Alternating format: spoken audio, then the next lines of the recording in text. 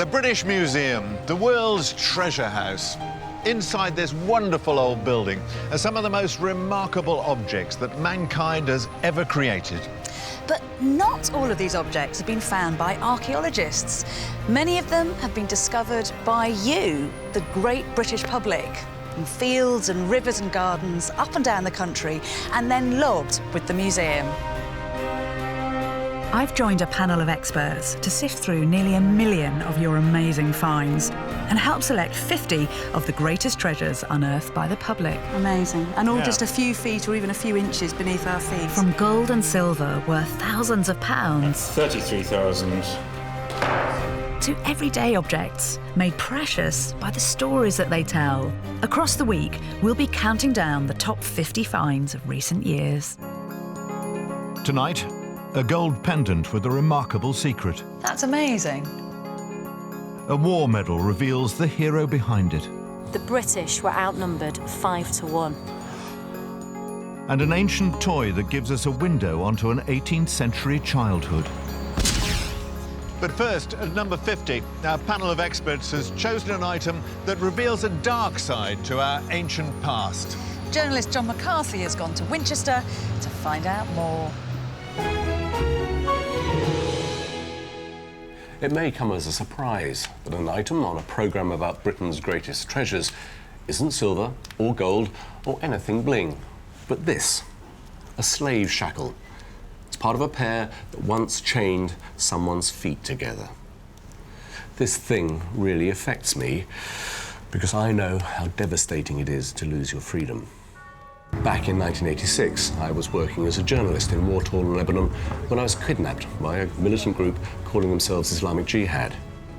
They held me captive for 5 years, and for most of that time, I was chained up like an animal. The weight of the chain pulling on my ankle, a constant reminder that my life was in their hands, that at any moment my captors might kill me. And that's why this gruesome thing fascinates me. I want to know more about who might have worn it, and of course, why and when. The Roman Empire was built on the back of slavery, and this 2,000-year-old slave shackle is rare evidence that it occurred in Britain. It was found by landscape gardener Jeremy de Montfalcon, near to the old Roman road that runs between Winchester and Silchester, which I'm currently driving along. It's the location of the find which may provide a clue as to why this ancient Britain was enslaved. Maybe our slave was marched along it, but towards what fate? Incredibly, Silchester still has the remains of a Roman amphitheatre, and that's where I'm heading next. This is my first visit to an amphitheatre in Britain. Oh, wow. It's way bigger than I thought it would be.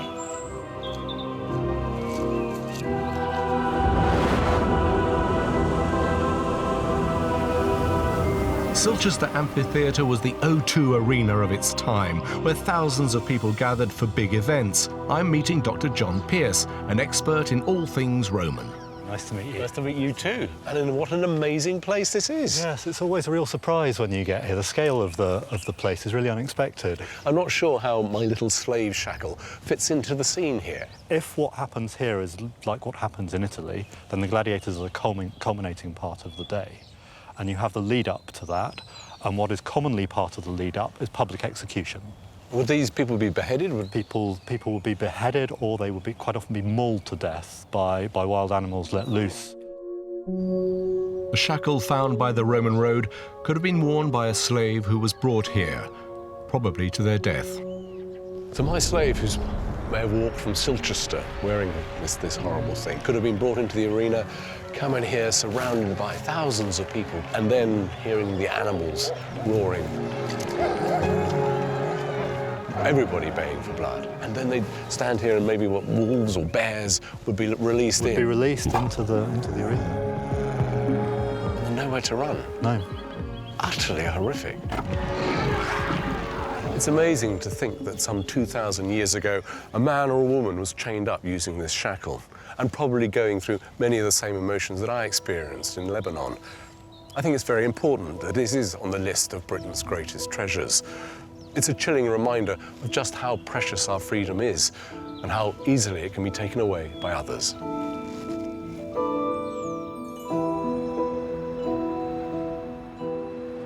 Next up, at number 49, a little boy who couldn't believe his luck when he struck gold.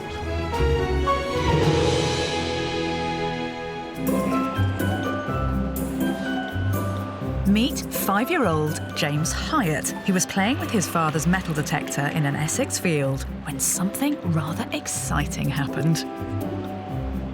What happened? Did you hear it making a funny noise? Yeah. What did it do? It goes beep, beep, beep, beep. And then, you know, there's something special under the ground. And I digged it up and there's something there. And what was it? Gold. Real gold. It's amazing, James. It's a good thing you found it, isn't it? What James had found was exceptional. A treasure from around the time of King Henry VIII. I want to take a look for myself. It's a very, very beautiful thing. This pendant was actually made as a reliquary, somewhere where a holy relic would be stored. Back in Henry VIII's day, holy relics were the ultimate lucky charms. People treasured bits of hair, bone or clothes that they believed once belonged to saints, convinced they warded off evil. So what relic is in the Hawkley Pendant? This back panel actually opens up and the British Museum has said I can have a look inside.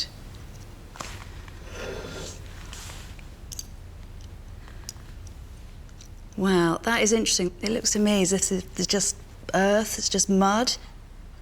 It's a bit of a mystery. What relic could this be? I want to find out, so I'm meeting James Robinson, a man who knows all about the relic world. Before he tells me what's in little James's pendant, he's got some other strange examples to show me. In these boxes were believed to be the remains and body parts of some very holy people. Have these all got relics inside them? They don't all have relics in them, but they were all made to contain relics. So, for instance, up here, there's the relic of the shin bone of Mary Magdalene.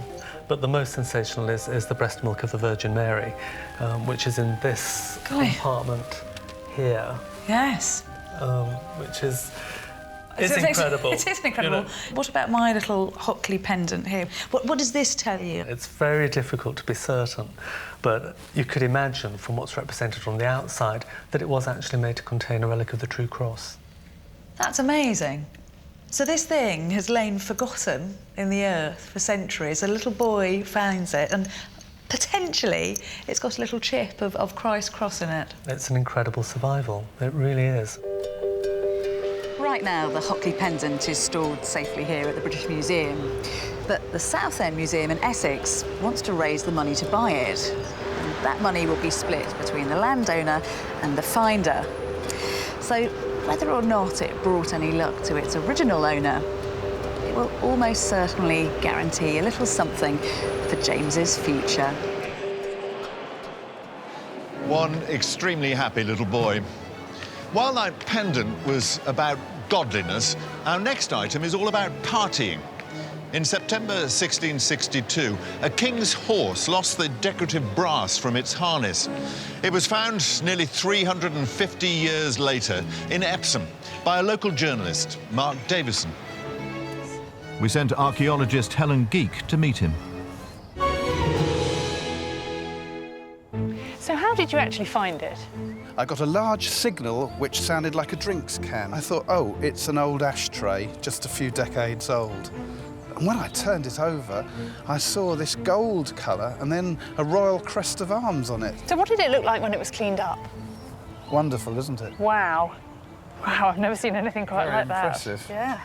But this is no ordinary horse ornament. This horse brass bears the crest of Charles II, who was King of England 350 years ago.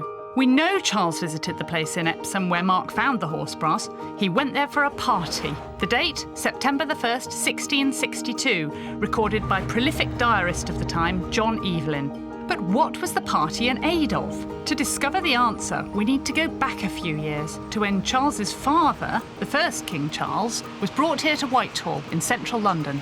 In January 1649, Charles I came to this precise spot in London where with one stroke of the executioner's axe, he was beheaded. And that act of regicide really shocked the country because for the first time, there was no royal head of state, quite literally. young Charles fled to Europe and commoner Oliver Cromwell took over as ruler. Cromwell was a major killjoy, a party pooper, who even tried to ban Christmas. When he died in 1658, the public decided they'd had enough of Cromwell's austerity programme. They wanted fun back in their lives, and who better to lead them than Charles II, the king of parties? So a bunch of aristocrats, including the Earl of Berkeley, owner of the estate where the horse brass was found, went to Europe to invite Charles back. Within a year, Charles II was crowned king here at Westminster Abbey, and that's why he went to the Earl of Berkeley's party in 1662. He wanted to publicly favour the Earl. And while he was at it, he just happened to lose a horse brass. And that's why this item, which is on long-term loan to Surrey's Bourne Hall Museum, is so exceptional. It's a portal to a precise day and party in the life of the man who brought fun back to Britain. Coming up, an exquisite gold necklace, a tiny 18th century toy that packs a big punch, and a World War I medal that reveals a hero's story. This next find by 47-year-old Taunton policeman Kevin Neal in a field in Somerset provides a rare glimpse of how child's play was different 300 years ago. Military historian Saul David investigates. When I was a boy, I used to love playing with toy soldiers, and these are some of the actual ones. My soldiers would spend hours trying to defeat the baddies. And if I'm honest, it was probably because of playing with these soldiers that meant that I was bound to end up as a military historian. Back in the 1700s, Britain was one of the world's superpowers and was constantly fighting wars. Children copied the grown-ups, most using sticks for guns. But if you were very rich, you could have had one of these. Wow, now that's definitely not for sale in this shop, and it's an absolutely glorious example of a miniature cannon. This tiny, tiny cannon is old and delicate, but apparently would actually have been able to fire real miniature cannonballs. I think little boys would have had a lot of fun with this 300 years ago, so I've asked a military friend to make me a replica so I can have a go. Oh, wow, look at that. Pretty amazing, isn't it? Could you make something like that? I'm used to doing stuff a bit bigger, but theoretically the skills should be the same. Simon is making my cannon in exactly the same way as our 300-year-old toy would have been made, by pouring molten bronze into a mould. I think it's time to break open the mould to see what we've got. And there you are. Brilliant, look at that. Tiny bronze cannon. Brilliant. Now, in true schoolboy style, we're going to try and fire the cannon at a water-filled balloon. Just about a load. Is that the target? Yep, just put it over here. All it takes is a little bit of gunpowder and a tiny cannonball.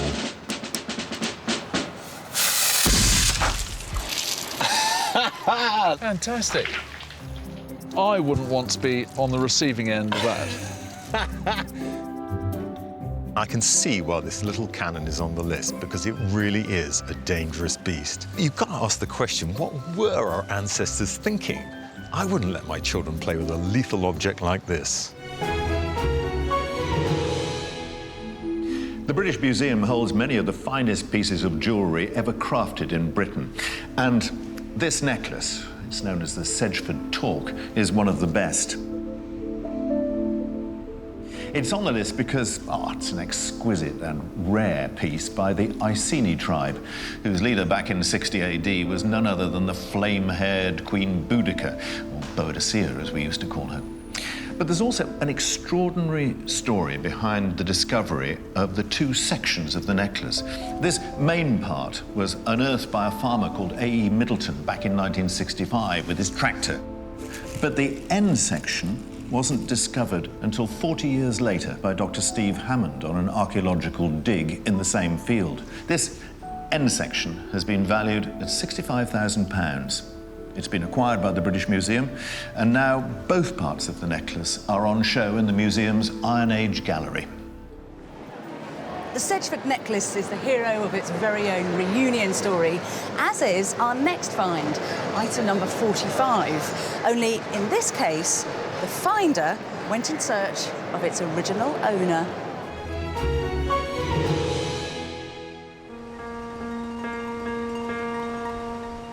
In 2009, 56-year-old Manuel Nicdeo, a data processor from Slough, found in a Surrey field a Distinguished Conduct Medal, second only to the Victoria Cross, awarded for exceptional bravery, and on it was engraved the name George Humber.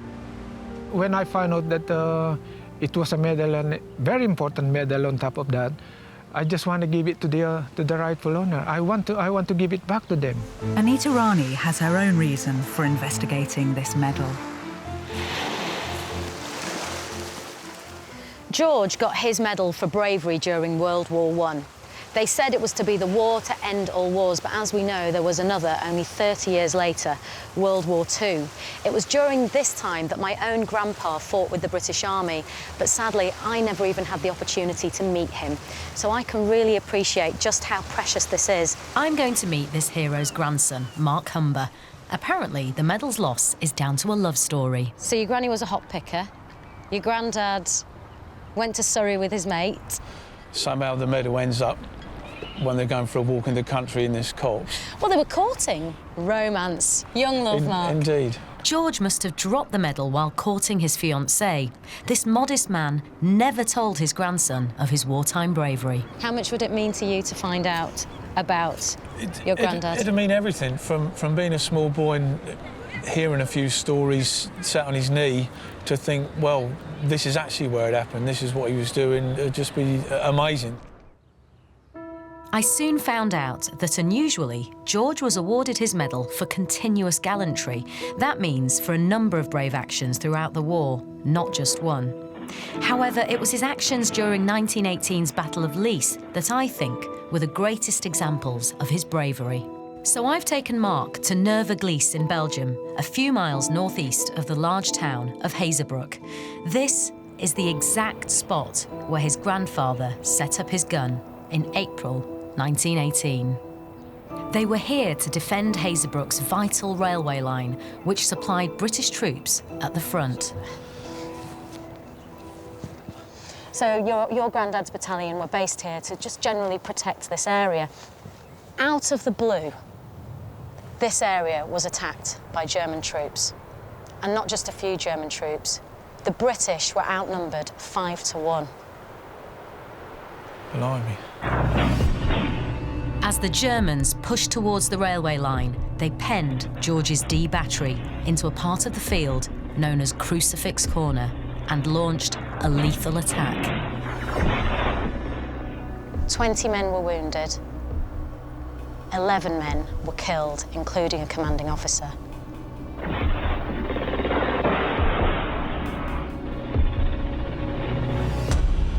So your grandfather's mates, yeah, his commanding officer, the guys that he would have played cards with, the guys that he would have fought through the Somme with. That's very, that's very close to home, you know, right next to you for that to happen. With his officer dead, Sergeant George Humber was now in charge, commanding his men to stand their ground and keep the Germans at bay. They kept this spirited defence up for days. But they fought them off. They kept at it. And they prevented the Germans from actually getting to Hazebrouck.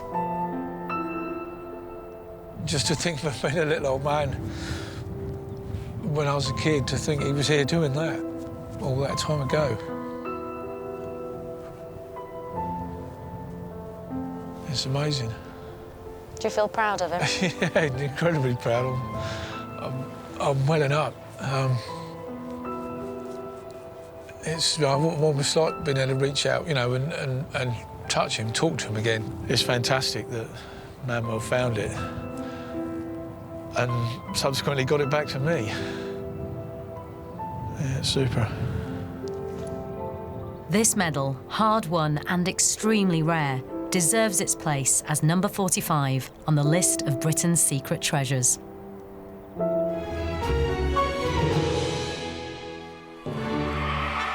In 2011, our very own Prince William married his princess, and we, the British public, bought mugs, tea towels, and all kinds of souvenirs to celebrate.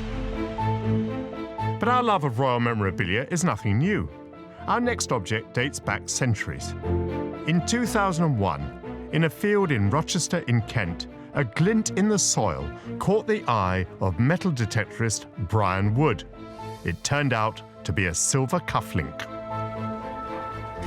When I was in politics, I felt I had to dress the part. Tailor-made suit, colourful tie, and the last detail, pièce de résistance, a stylish pair of cufflinks. Deep in the vaults of the British Museum lies a cufflink that binds our past with our present in more ways than one. Michael Lewis is one of the British Museum's team that records people's discoveries. Michael, hello. Hello there. I've come in search of the cufflinks. Well, they're in here. I can see how that would absolutely do the job. What have we got on the cufflink? Well, we basically got 2 hearts and a crown above. So this is something to do with a royal love affair, is it? That's right. These cufflinks were made to celebrate the marriage of Charles II to Catherine of Braganza. So we don't think this cufflink belonged to the king. It was worn in commemoration of the marriage, was it? That's right. What you do find with Charles II is there's lots of kind of memorabilia celebrating him, and maybe not only the marriage, but him as a person. Just as with Kate and William, in 1662, souvenirs and festivities flooded the land, and hopes were pinned on this popular king and his new queen to produce an heir. Sadly, Catherine and Charles could produce no living children. Whatever the problem may have been, it didn't prevent him having at least 12 illegitimate children by at least 7 mistresses. One of those mistresses was Louise de Querouaille, the Duchess of Portsmouth. And if we follow their issue down through the ages, through 4 Charles Lennoxes, to John Spencer, the 8th Earl of Spencer, he was the father of Diana, Princess of Wales, and she, of course, is the mother of Prince William. If Prince William is one day crowned king, he will be the first direct descendant of Charles II to occupy the throne. And just like his great ancestor, royal souvenirs will be made to celebrate his reign. And here, unless I'm very much mistaken, 350 years after cufflinks were first produced to celebrate a royal wedding, this lovely pair, Kate and William, with the date of their marriage, absolutely exquisite. But I think I'll keep my own. Our next object could easily be just a modern implement for hair care, but in fact, it was thought to be made 2,000 years ago.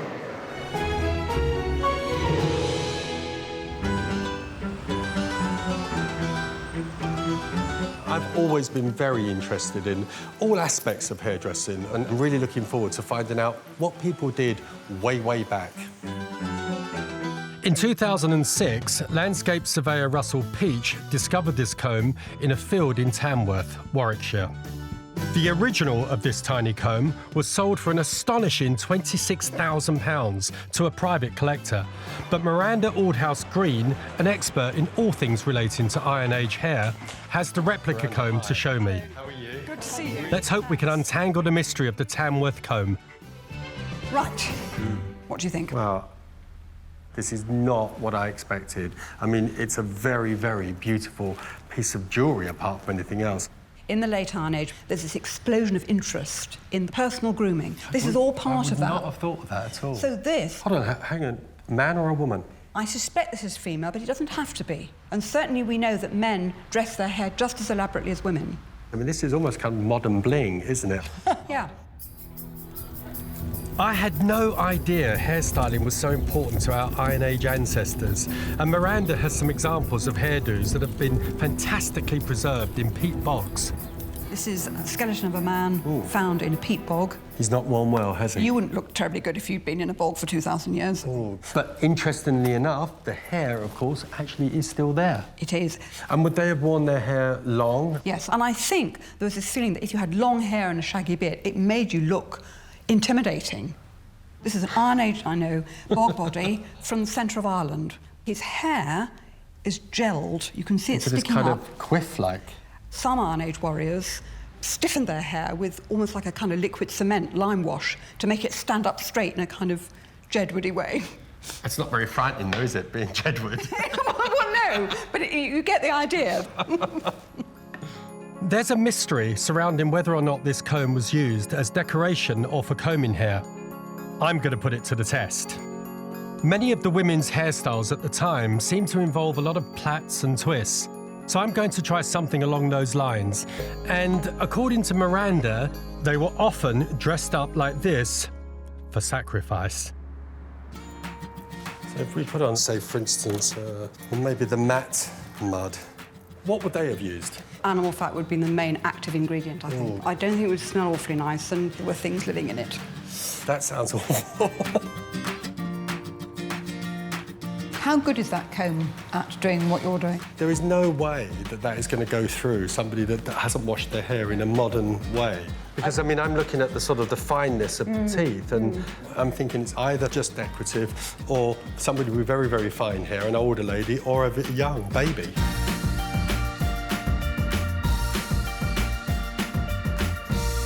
It's a real privilege to try out this comb. I reckon it was used for decoration. It looks great. Perfect. But she looks awfully as if she's dressed for some unpleasant ritual act. Yes. All we need now is a nice bog to put her in. Oh, she'd love that. Now, you know the British Iron Age ended with the arrival of the Romans, and our next item on the list once belonged to one of those Roman visitors.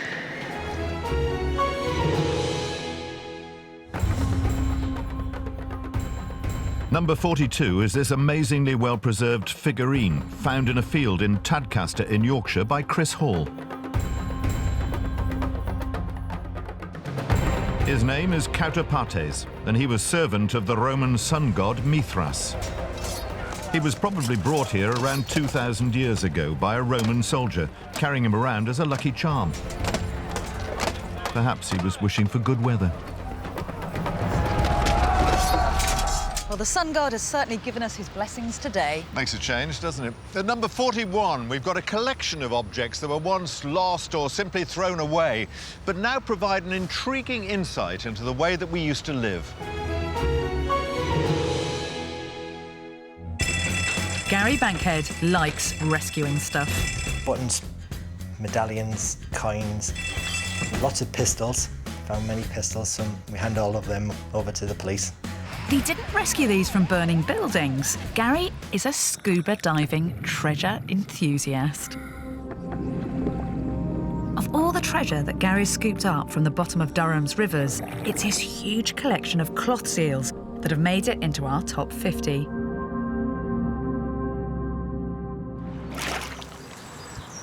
We managed to pull out around 170 cloth seals now. Wow. And before we discovered them here in the river, there'd been none found at all in Durham City.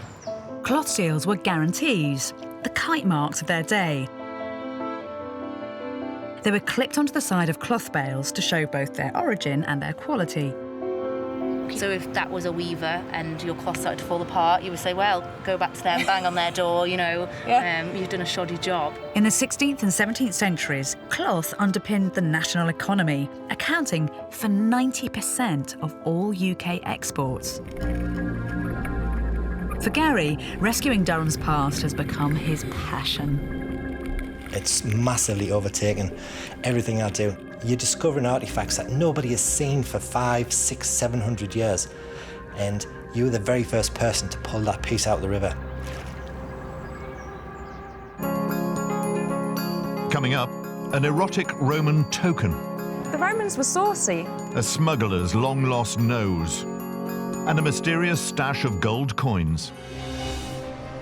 We're counting down the top 50 objects, all discovered by the British public. Really remarkable finds that are rewriting the story of our past. We're also looking for new treasures, so if you found something you think the British Museum might like to see, go to itv.com/treasure. We'll be revealing the best of the new discoveries on Sunday night. Now, you could argue that the foundations of modern society were laid when the Romans came to Britain. Streets, sanitation, laws, and a slightly obsessive interest in sex.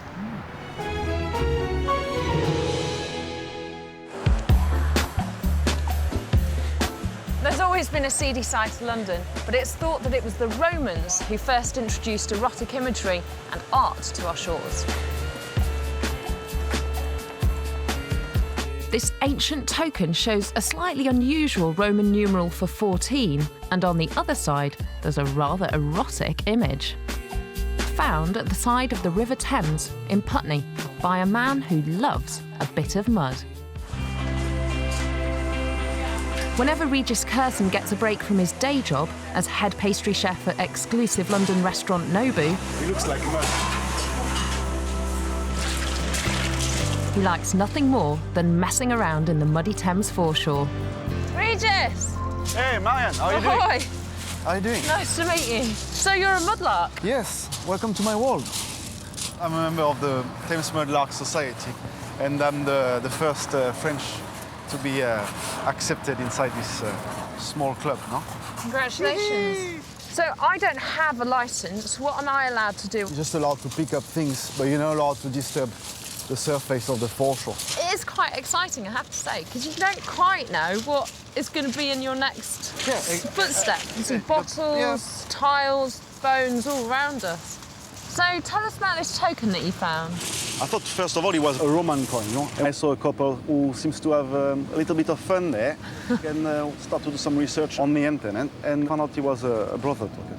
What did you search for on the internet? Well, I think, Roman if coin, I remember well, I think I put... having fun. No, I didn't put Roman couple having fun. I just put, I think, Roman coin and sex. Well, and some stuff started to come out, and I said, well, I bet that's it it. did. Yeah. When a mudlark finds anything significant, they take it to Kath Creed, who's based here at the Museum of London. She took us to see this intriguing token. Oh, is that my brothel token? Yep, this is your brothel token, Regis. It looks really cool now. I like it. The Romans were saucy. So how would this have been used as a brothel token? People matched up these kind of very provocative images with the numbers on the other side and thought maybe that would be a way of communicating. So like on a menu, I hand over my token, I'd say, I'd like one of these, please. It's cost me 14, whatever. Exactly. However, a more recent suggestion is that they could be gaming pieces, much like a pack of cards that you might have now. That actually it's the number that is the functional part of the token. Oh, and this is just a bit of saucy decoration? Exactly.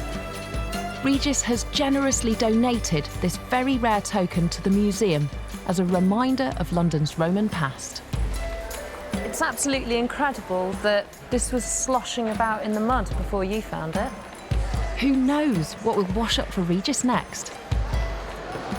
The Thames is a real receptacle for London's history, and it seems that you can find all kinds of weird and wonderful things here in Britain. None stranger, perhaps, than our next object.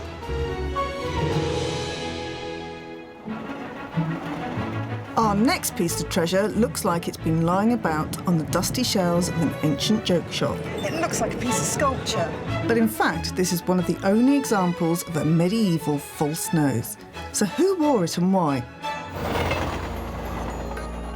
I've travelled to East Sussex to meet the man that found it, Ray Wilson. Hello, Ray. Oh, hello. Wow. It's tiny. Where did this weird little nose come from?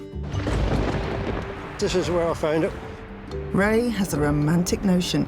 He believes this windy hillside was used by smugglers in the 17th and 18th centuries to bring in tea, brandy and gin. Well, I think they got frightened off by the customs and excise men. I think they were bringing up their contraband which was being smuggled into the country, and they would fire over their heads, and they panicked and he dropped his nose and ran. Why would a smuggler be wearing a false nose? I've come to the Hunterian Museum at the Royal College of Surgeons to see if I can find out more. This is one of my favourite objects. It's a sad story in that this woman contracted syphilis and she lost her nose. And when she did, she had this prosthesis made for her. They really seem fairly similar. Very similar. It is possible that this may have been worn because the patient had had syphilis. Syphilis is a predominantly sexually transmitted infection that can eat away at both flesh and bone.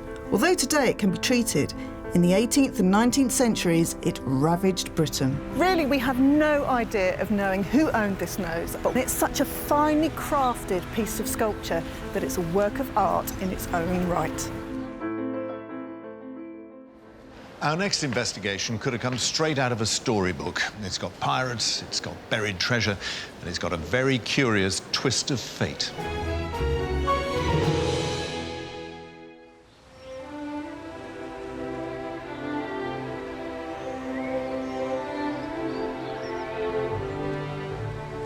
I love a good treasure story. And somewhere in these Lincolnshire fields, there was a game of cat and mouse involving some mysterious gold. In 1928, in the midst of yet another economic depression, a pair of farm workers couldn't believe their luck when they unearthed 18 gold coins. They'd made their fortune and did what any sensible Englishman would do. They went to the pub to celebrate. And after a few too many pints, they proudly showed off their gold coins to the locals. Thanks very much. Thank you. but their drunken boasting got the better of them, and soon word of their golden find got out. The coins were declared treasure trove and went to the British Museum. The treasure became the stuff of legend, with rumours that there was more, but none was found. That is until 80 years later, when care home manager Sue Green had a stroke of luck and found the remaining gold coins in the very same spot. So this is the field that you found your treasure then? It is. I saw this shiny gleam. I picked it up and brushed it and noticed it was gold coin. How many did you find? 4. To pick that coin up and think no one's had that in their hands since that day that they were buried. Yeah, that's cool. And that is a real buzz. What's your theory on where these coins have come from then? I'd like to think that they're pirate gold. Really? You think it's pirates? I think it was. I like to think it is. When Sue found the doubloons, she took them to Finds Liaison Officer Adam Daubney. Where does he think these coins came from? Sue is pretty convinced, I say, that the reason these coins are underground in a field in Lincolnshire is because of pirates. You're laughing. Does that mean you agree? I love it. Or disagree? Well, at this time, we have got Spanish treasure ships coming across the sea from South America to Spain. That is one possibility. Piracy and pirate gold. Romance. Exactly. You know, these are very romantic coins, and here they are. These are the daddy of gold coins. These are the sorts of things that you're undertaking high-status transactions with.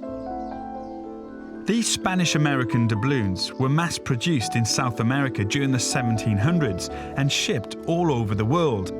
They were the first real global currency. If you look at the number of coin hoards that go into the ground at this time, there's a peak, and that's because it's the time of the French Revolutionary and Napoleonic Wars. People are afraid, they maybe don't trust the banks, and so they're taking the money out and putting it in the ground. But why did the owner never come back for them? The answer may lie in this abandoned mansion, close to where they were found. OK, Adam, what's your theory? I won't keep you to it. OK. What is it? Well, the land was owned by Sir Robert Hobart. Now, he was the 4th Earl of Buckinghamshire and also Secretary of State to War in the Colonies. OK, so he had a bit of status and wealth. Very, very powerful guy. This place here, which is Nocton Hall, was owned by his family, so he's got very strong local connections. So, do you think it was him that buried these coins for safekeeping? That's the million-dollar question, isn't it? Interestingly, Robert Hobart fell off his horse and died as a result of his injuries shortly after these coins went in the ground. Now, is that a coincidence? We'll never know. Could it be that Hobart died, taking the secret of the buried treasure to his grave? But first, they say a week is a long time in politics. How about 2,000 years? A fantastically rare coin recently found in Kent reveals some interesting similarities between Iron Age tribal chieftains and today's politicians.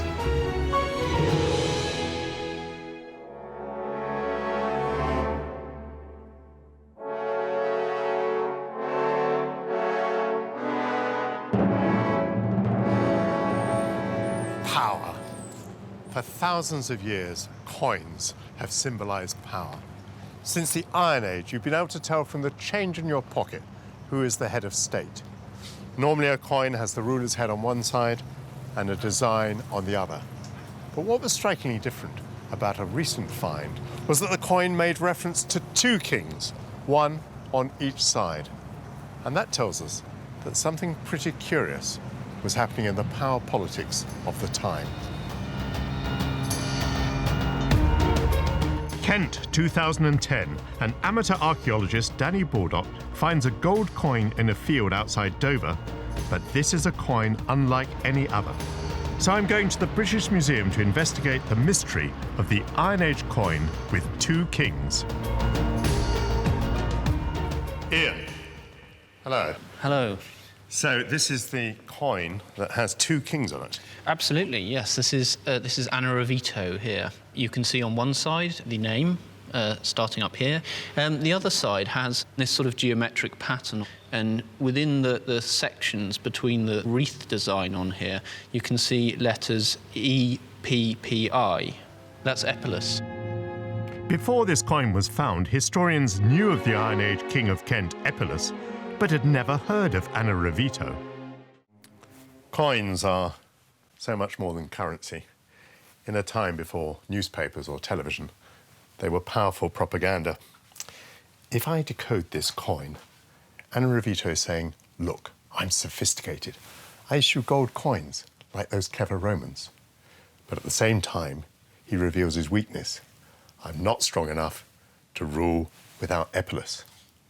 And then Epilus is saying, I'm much stronger than the Anna Ravito, but not strong enough to rule without his help.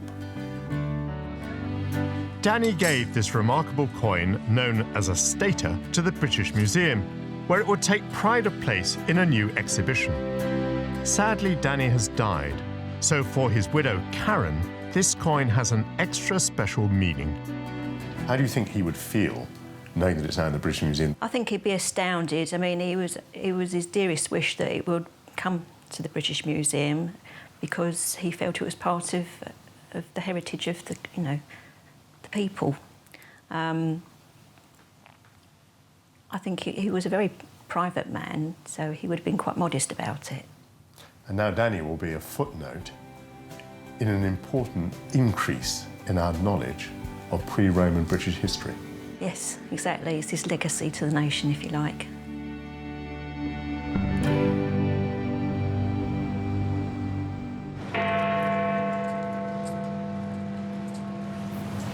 In honour of our current British political arrangements, I present you with the specially minted Coalition Stater.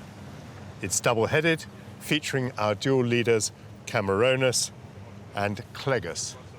Might there be a danger that our own Anna Ravito, Mr. Nick Clegg, might be forgotten by history? Let's give future archaeologists a chance to rediscover him in 2,000 years' time by tossing our Coalition Stater into the Thames.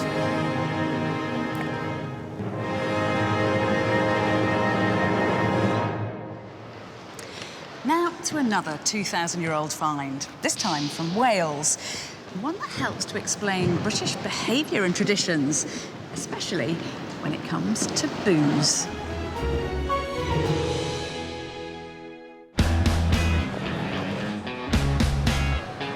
There's no getting away from the fact that we Brits love a good drink, and we Welsh in particular know how to have a good time.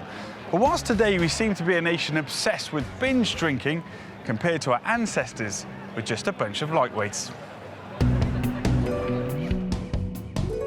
Proof of our hard drinking past was found in a marsh near Newport in South Wales in 2007, when security guard Craig Mills recovered an ancient beer tankard, thrown into the bog by its owner at some point during the Iron Age. But this tankard was no ordinary drinking vessel. Apparently, this tankard doesn't just hold 1 pint. Oh no, it holds 1, 2, 3, 4 pints of beer, which means this guy must have been a serious drinker. I'm off to the National Museum Wales to find out about the drinking this chap might have done and to see this tankard for myself. I wasn't expecting this. This is a wooden stave-built tankard. We think that perhaps these things were passed around, groups of people sharing in these drinking and perhaps feasting events at this time. What do you know about these drinking sessions? What were they like? I think we have to use a bit of imagination in this. Perhaps we can think of a lot of boasting going on, storytelling, and also a little bit of politics of the time. Iron binge drinking is about much more than getting hammered. It was a ritual to help you get in touch with the gods. If these gatherings of drinking sessions were so important, and the tankard being central to all of that, why would you throw it in a bog? Well, we don't think it was thrown. We think it was carefully placed. That's really weird. Why would you place your tankard into a smelly old bog? To find out, I'm meeting Miranda Aldhouse Green, an expert in Iron Age behaviour. Where else but in an ancient bog? When people are in crisis, they tend to call to gods for help and to give to the gods the most precious things that they own in order to get the gods on side to help them avert this terrible crisis. For this ancient drinker to have placed his tankard into a bog, he must have really wanted the gods to help. Was where they made the sacrifice really important? A place like this, a sort of edgy place, sort of half land, half water, very wild, remote, uncultivated land, you're as close to the gods as you can get. And that's why you actually put these objects in the ground and in water at places like this. As a true Welshman, I'm sure that before they sacrificed the tankard, there was lots of ritual drinking. 2,000 years ago, drunkenness was next to godliness. That must have been some special beer they brewed back then. And I'd like to try some, so we've given a local brewery the recipe for Iron Age ale based on archaeological research. It's got some unusual ingredients, including strange plants like mugwort and henbane.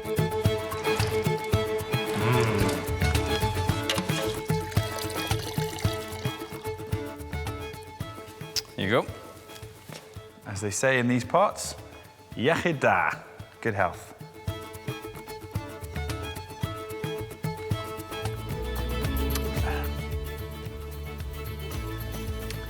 Yeah, that's not good.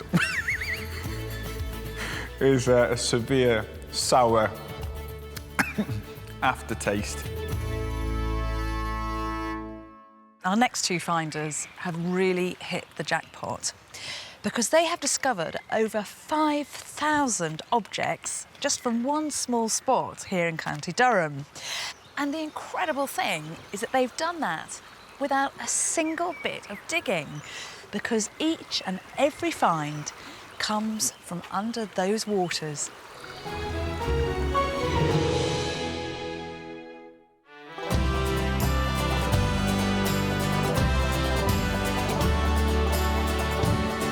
Divers Bob Middlemass and Rolf Mitchinson are passionate treasure hunters.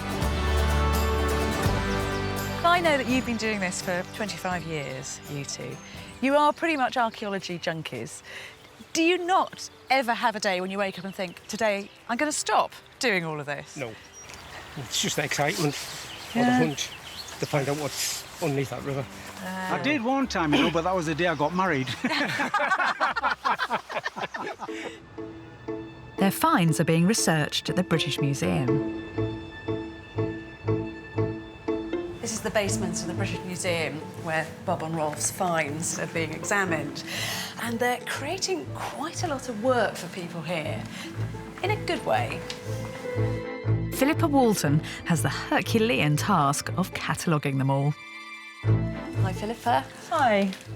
There is so much of it, isn't there? I think I've probably got about a quarter out here today. Their massive discovery is on the list because it's had an impact on our understanding of the day-to-day lives of our ancestors, in particular the Romans. So what have they found? We've got stuff which women might have used for applying makeup. I've got something a bit like that in my makeup bag as well. I love that. I love the fact that there are some designs that just never change over thousands of years. Well, if it works, why change it? Yeah. We've got a lot of gold jewellery from the river.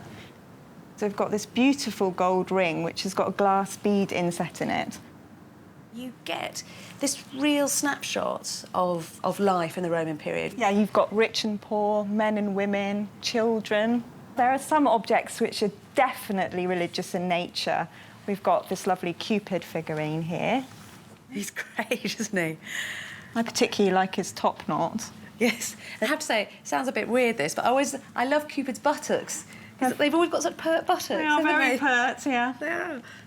I hate to tell you this, but they have invited me to go and have a look for a few more. No! I'll be cataloguing all these for the rest of my life. Later in the programme, I'll be joining Bob and Rolf diving to find treasure of my own and uncovering the mystery of a stash of gold the Nazis would have loved to have got their hands on. We're counting down the top 50 objects discovered by the British public. Fascinating finds that have changed the way we view our past. Now, you can get involved too. This week, we're looking for new treasures. So if you think you found something that the British Museum should see, then just go to itv.com/treasure. And this Sunday, we'll be revealing the best new items. We believe that we live in a pretty rational age, and yet people still avoid walking under ladders, they salute magpies, and they wake up with a feeling of dread on the morning of Friday the 13th. I'd like to think I'm not particularly superstitious, but actually I love wearing this little amulet, which originally belonged to a Roman woman who thought that it would bring her good luck. This, like our next item, comes from an age where magicians and sorcerers were as respected as doctors are today, and when curses and charms were big business.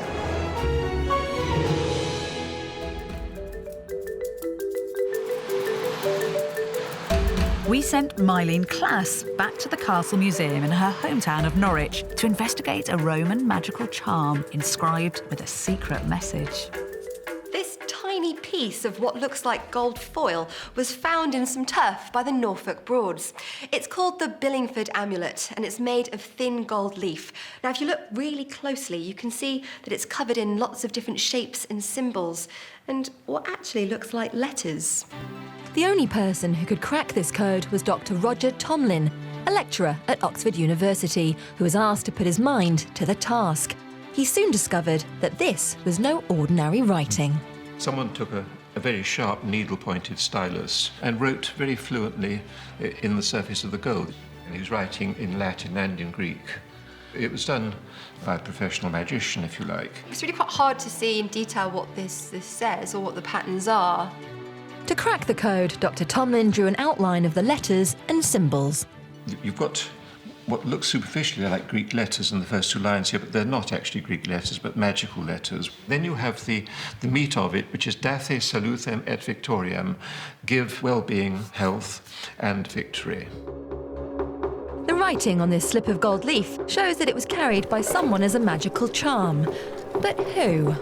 Here he's written in tiny little Roman letters, Tib Claudium Similem, which is Tiberius Claudius Similis. Tiberius Claudius Similis. It's rare that a treasure reveals the actual name of its owner. Tiberius was a Roman, probably a soldier, and he would have brought the charm with him to Britain to try and help keep him safe. It rolled into a tight cylinder, and then it was put in an amulet case, which is a cylinder of gold with two lugs on it and a chain, and you wear it round your neck. And then he must have dropped it and lost it. Tiberius would have been devastated to have lost this. He could never have guessed that thousands of years later, somebody else would find it, and his name would be added to the history books. From a lost charm in Norfolk to some amazing coins in Wales. In the 1990s, Archie Gillespie and Pete Corbett found a handful of 1,200-year-old coins and a ringed pin in a field in Llanbedrogog. I pronounced it well, I think, on the island of Anglesey. Their finds led experts to excavate the area, and it opened up a new chapter in Welsh history.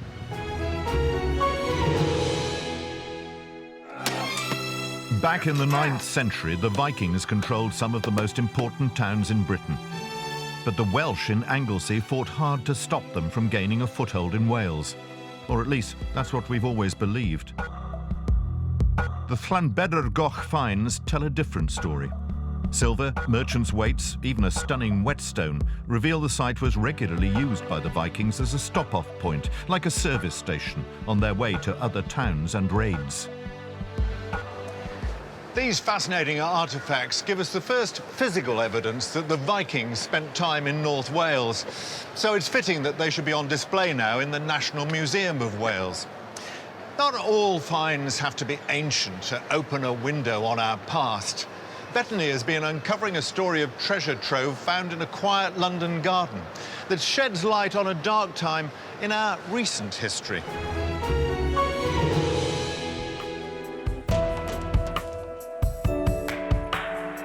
The coins were found by care worker Terry Castle, who was digging a frog pond with volunteers here in the garden of these flats. This is one of the things that I just love about archaeology, because who'd have thought that a treasure could have emerged from something as unpromising looking as that? I'm off to meet the finder, Terry. Tell me what happened. So you're there with a shovel, are you? And then you just struck something, or? The volunteer just calls me and says, something is here, what's this, Tel? Yeah. So I walk over and see a jar, top of a jar sticking out an inch. It was a bit scary because it was so heavy. It's not going to be stones, is it? No. Weights, food. A body, or, I mean, you don't know, body do you? parts, yeah. Yeah, you could, I mean, it could be something Oh, horrible. yeah, I did think that. Yeah, sure. Yeah. Anyway, I took off the top layer and saw some rims of coins, which I thought were pennies, old pennies. Yeah. But as I took the paper off more, they were gold, they were solid gold coins. Terry was immediately suspicious. Who would have left a fortune in gold coins buried in a garden? And why? I wasn't sure where it came from. I thought it could have been the Cray twins or Bent Cops. It's not something I needed to think about. It was get the museum here quick. Terry had found something he just couldn't explain. The Hackney coins weren't ancient. They weren't even British. These are $20 coins known as the Double Eagle.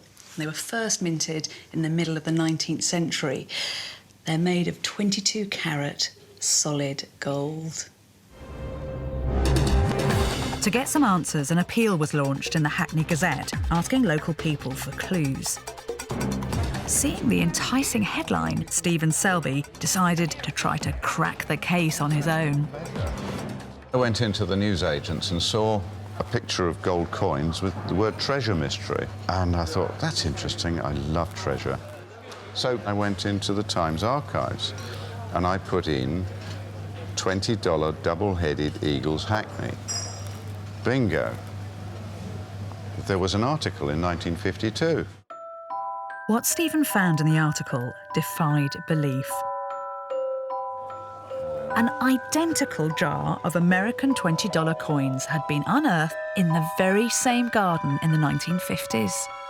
What was most interesting was the name of a man who claimed the gold, Martin Salzbacher. If Martin Salzbacher claimed the coins in 1952, surely the recent discovery made at the same property must be his as well.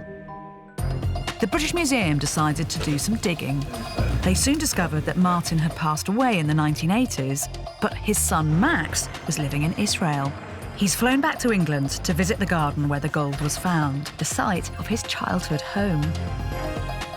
When were you last here, Max? The 8th of September 1940. 1940? Yes, in fact, you see, my brother and I were evacuated since there was the danger of invasion. After the bombing, I never came back here. It was, too terrible to think about it. Max was evacuated, but his Uncle Fritz and other members of the family remained in wartime London.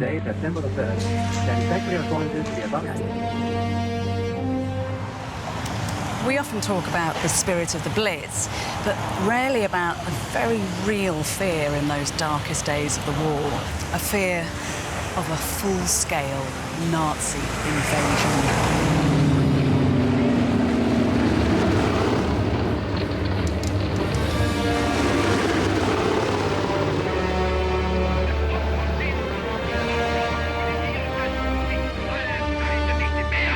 The terrifying vision of a Nazi-occupied Britain must have played some part in Max's family's desperate actions. Fearing that the banks would be raided by the Nazis, The family gold was hidden in 2 jars and buried in the garden. The invasion never came, but the bombs did. The Sulzbacher house took a direct hit. There were no survivors. The whole house collapsed, you see, and there were still books and everything, you know, which my mother then, I remember to my horror, rescued my grandfather's clothes, and we were very short of money, and I remember he was wearing his trousers. Oh, dear, oh dear. I was 10, 11, you see, and short of clothes. The secret of the whereabouts of the hidden gold was lost, along with the members of Max's family. In November 2011, Max auctioned the coins. They sold for £83,000. He's planning to use some of the money to renovate the gravestones of his family who died that day in the Blitz. He's also given 1 coin to the finder, Terry. A very moving story and an astonishing treasure find. Still to come, trawling the river for hidden treasure. That is fantastic. And an item you'd rather not find in your garden. Why was a witch living 130 yards away from St Peter's Church down the road? At the British Museum, experts are busy cataloguing the 5,000 treasures found by divers Bob and Rolf in a river that runs through a small village in County Durham. Close on 2,000 years ago, this sleepy place was at the heart of the Roman military network. These remains are just a tiny fraction of the original Roman fort. In its heyday, there would have been thousands of soldiers garrisoned here. And just beyond that wall, there was a civilian settlement packed with innkeepers and merchants and brothels and little factories. But for everyone who lived and worked here, the really special place lay just beyond those trees, the sacred river. For hundreds of years, Romans made offerings to their gods here. Just imagine a Roman soldier marching north, crossing the river here and pausing for a moment on the bridge, throwing into the waters some little bit of his hard-earned income and praying fervently that he would have good luck against the barbarian tribes of the north. Now I'm joining Bob and Rolf as we try to recover some more ancient artefacts from the river. You said archaeology wasn't a glamorous profession. Roman Britain, here we come. Equipped with snorkels and a waterproof metal detector, we head out to the exact spot where the old Roman bridge used to be. Nippy, isn't it? Very silly, yeah, it's the time of year for the mosque. Do you want to put your mask on? Yeah. Gone a bit breathless with excitement. Get used to it. Time to take the plunge back through 20 centuries of history.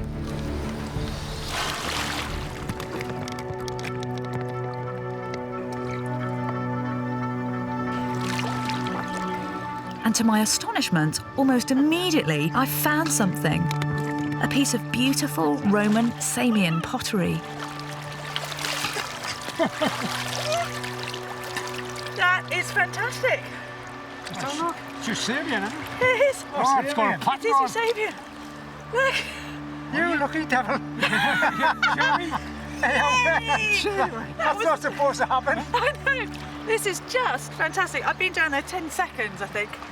And this is a Samian ware. So this is a really popular kind of imported pottery.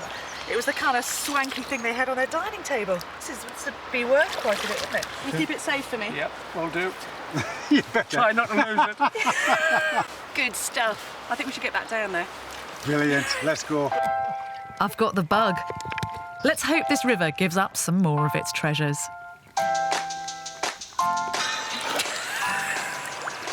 I think this is all just rubbish, but it is Roman rubbish. It's a spoon. It is a spoon. It's beautiful. Look. Beautiful. Oh, he's back for more. Very sticky. It's the river that just keeps on giving. It's a pretty beefy Roman nail. Then a moment I'll remember for years. What?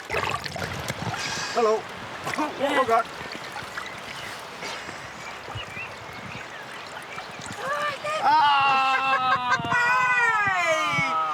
What a result! So in amongst the mud and the crud and the silt there is a little silver Roman coin. This is amazing because this is a beautiful, beautiful example. You can see the writing on the outside, it's Antoninus. So this is almost certainly the emperor who's had these coins minted. That is a beautiful thing, moment of a lifetime. It was quite a morning's haul, and I'm thrilled to have added to this collection. The pieces we found will all go back to the British Museum for cataloguing. This was once one of the most holy places in the whole of Roman Britain, and we only know about it thanks to Bob and Rolf. Was it really as easy as that? It absolutely was, and I have to say, finding that coin was a great moment, if possibly not my most glamorous. Steady on, steady on. Our next object doesn't seem like treasure at all. It doesn't sparkle, it doesn't shine. And it was filled with something really rather revolting, a mixture of hair, toenail clippings and human urine. But it does come from a time when the world believed in witches. In the heart of Lincolnshire lies the village of Navenby. A picture of rural tranquility. But beneath the surface lies evidence of the dark arts, of the occult and black magic. It was about 1999. My wife and I were busy clearing out this area of the garden. She suddenly said to me, "Hey, stop, I've found something interesting."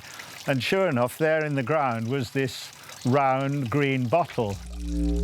There were some interesting things inside: brass hooks, pins, and also a piece of leather. When Michael took the object to his local museum, they told him that it was, in fact, a witch's bottle.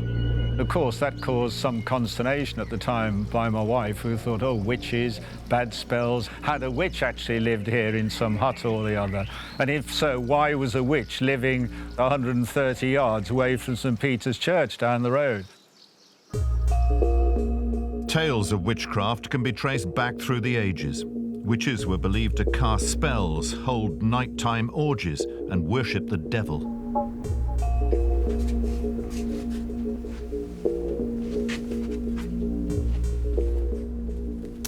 Okay, so here we have our famous witch bottle. Quite a creepy, horrible little thing, really.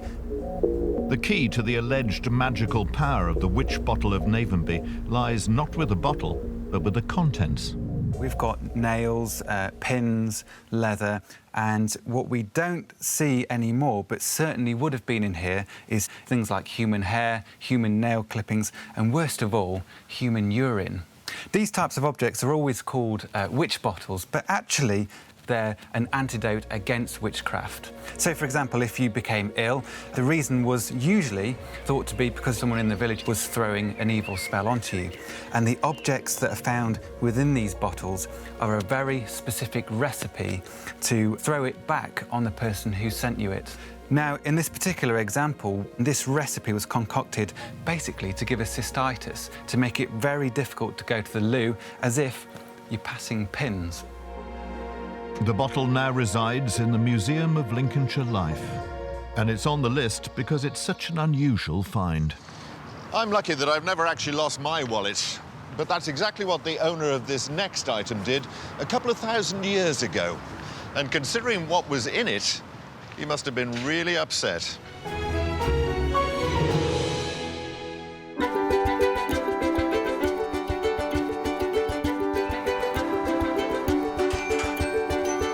In August 2003, radiologist Heather Masters was working her normal shift at Sandringham Hospital in Norfolk when she unwittingly found herself at the heart of an archaeological mystery. This very strange man turned up in shorts and a little bit of mud around him with a box with an artefact in, and he was quite excited about this artefact. And I looked at it and it was just a piece of bone covered in mud, and I'm thinking, nutter. This is the strange man that turned up on that day with this piece of bone, expecting it to have treasure in. We knew there was something in the bone, and I shook it, and you could hear something rattling. When we actually processed the film and saw it, I was absolutely astounded. There were 20 coins, but we also found a further 19 surrounding the area where we found the bone. And what sort of age are we looking at? 2,000 years ago, the Iron Age. Yeah. Yeah, and fantastic, wonderful. It was possible that people actually used these bones, sheared off, to store things, to hide them. I don't often x-ray cow bones. This is my first experience. Don't mind if it's not my last, especially if they're full of gold coins. The Sedford hoard now resides at King's Lynn Museum, who raised the £7,700 needed to buy it. Still to come, from under the floorboards, a massive hoard of hidden coins. He came in not just with a few, but 7,000 of the things. Gosh. And one of the most beautiful treasures the British Museum has ever seen. It came out the ground shining, bright, shiny gold. We're counting down the top 50 objects discovered by the British public. And don't forget, this week you can get involved. If you found something you think the British Museum here might like to see, then go to itv.com/treasure, and we'll be revealing the best of the new items on Sunday. Now, the 10th century in Yorkshire was a time of turmoil and violence, a time to lock up your daughters and bury your treasure.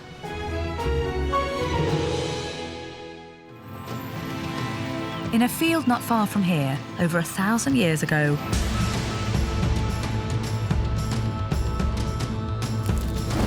one man buried his hoard of gold jewellery, but never came back. It lay undiscovered until Frank came along. I got this signal that, to be truthful, sounded like a piece of lead. So I dug a sod out of the field and found an item in my hand, and it was a piece of gold.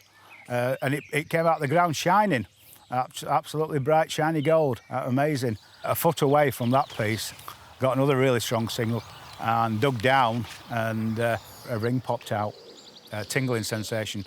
Went across my chest from one side to other, and a bit like an electric shock. And at that point, yeah, I got excited. That really did. It was absolutely amazing. Shop blaster Frank uncovered a fabulous stash of medieval bling. The hoard includes 4 gold rings and a gold ingot. He thinks they could be Viking treasure, but still wants to know how they came to be buried in a field. I think this fella buried these things out of the way so that people who knew him wouldn't find them. I don't think he worked hard for them. I think he took them from someone else. I think he were a Viking with a bad attitude. That's what I think. Leeds Museum, where the rings are kept, have a theory about how the stash might have ended up here. Frank hasn't seen his treasure for almost 4 years. How does it feel to be seeing these for the first time in so long? It really brings it home how nice they are. I haven't seen them as clean as this. They're beautiful, aren't they? It really is absolutely stunning. It's a 10th century ring. Would you like to hold it again? I would. Oh, wow. And it's heavy, isn't it? It is. Nearly an ounce of gold in that. I presume you've noticed there's a slight abrasion, possibly caused by a bladed type object. We wondered if this could have actually been cut off a man's hand. I'm quite sure some Viking has got something to do with this somewhere, some big bad Viking. The theory is that this could be the loot from a 10th century theft. Right. Where somebody's actually stolen these objects. You have objects from different centuries all buried together.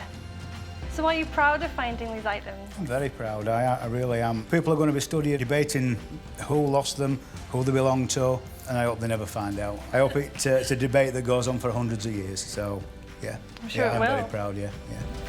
Leeds Museum raised the 171,000 they were valued at, with half going to Frank and the other half to the landowner.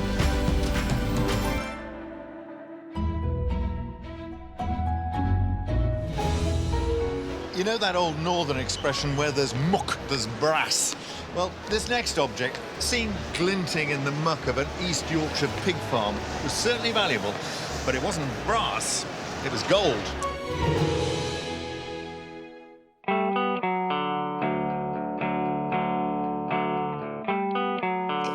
Pigs aren't noted for their interest in archaeology.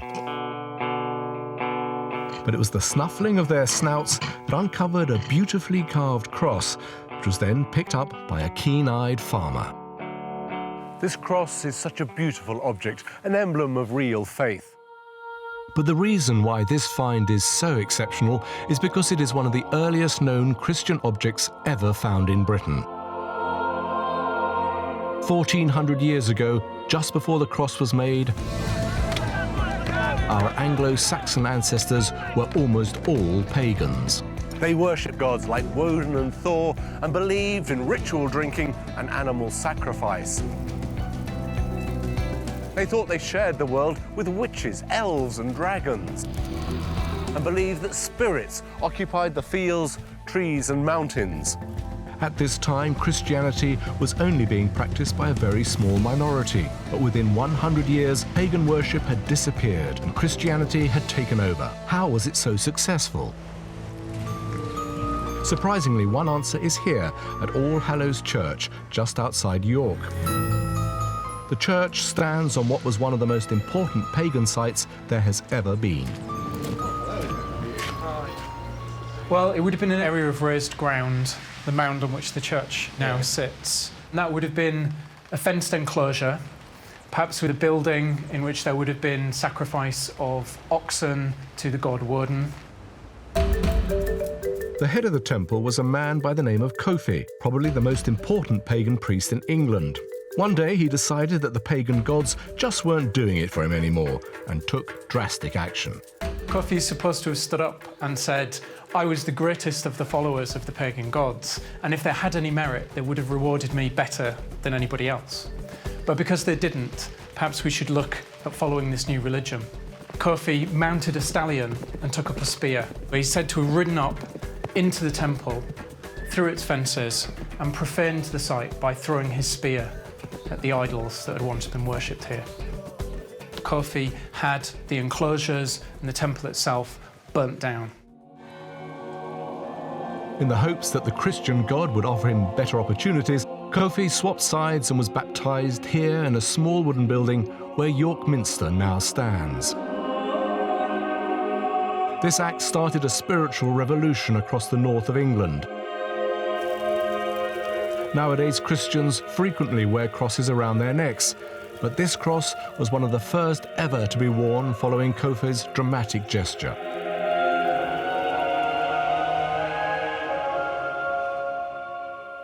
This beautiful building shows how powerful the church became and the central role it has played in our country. The Holderness Cross reminds us that that position is based on the faith of individuals. The woman who wore it was part of a revolution that didn't just bring a religion to Britain, it unified it for the first time in its history, not under one king, but under one faith and one God. However, Anglo-Saxon pagan gods didn't disappear entirely. All that we have left of the Norse gods, Woden, Thor and Frigg, are the days of the week, Wednesday, Thursday and Friday. The cross now resides at the Ashmolean Museum in Oxford, after they received a grant from the Art Fund to acquire it for £70,000.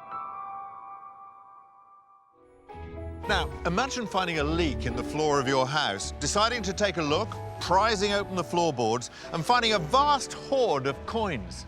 That's exactly what happened to our next anonymous finder in 2010 in Hampshire.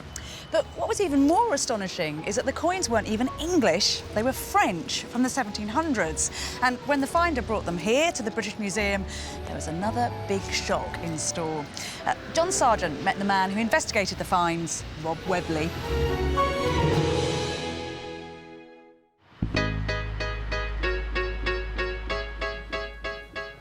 I'm going behind the scenes. So he came in not just with a few, but 7,000 of the things in a large tub, came swaying in, put them on the table. We had to establish exactly what was going on in that tub. That's 3.8 grams. What should it be? Well, the French denier piece is officially meant to be 2.45 grams. Oh, so these are much heavier. These are about half as heavy again, yes. Because they look coppery, don't they? They do look very coppery and they've corroded terribly. Yeah. So the suggestion is they're not up to standard. So what were your suspicions?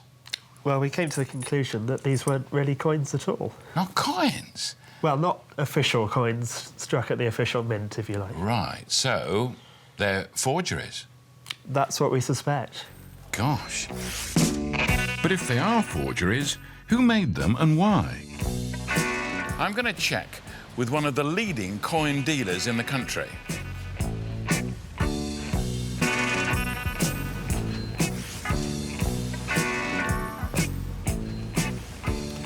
Here are the coins. What do you think? Very interesting indeed. Curious colour. These are called, or were called at the time, musketeers. Right. Because the cross on the coin resembled the cross on the uniform of the King's Musketeers. Yeah. Not made for circulation in France, made for the colonies. In 1711, when the coins were minted, Britain, France and Spain were busy holding on to their colonies in America. Coins were in short supply, so even coins which were not legal tender in France would have been perfectly acceptable in America. That's what they needed in the colonies. There was a shortage, a desperate shortage of coins for everyday transactions. If they were accepted and used in trade, they are coinage. Right, so calling them fake may be a big mistake. They're not fake, they could be perfectly good coins. They might be unofficial, but if they were used as coins, they're coins. They're coins. It's very rare to find a hoard of imperfect coins like this, and that's why they're treasure to the British Museum. But what on earth were they doing in a house? Buttons, brooches, buckles, ordinary things belonging to ordinary people always have a secret story to reveal. So when I found out that a stash of these medieval badges were found here in Canterbury, I couldn't wait to find out what story they had to tell. In 1987, antiques dealer Ian Smith found these 600-year-old badges with his friend Roy Davis in the River Stour in Canterbury. Ian's hobby is scouring riverbanks for old objects, using a sieve to filter out his finds from the mud.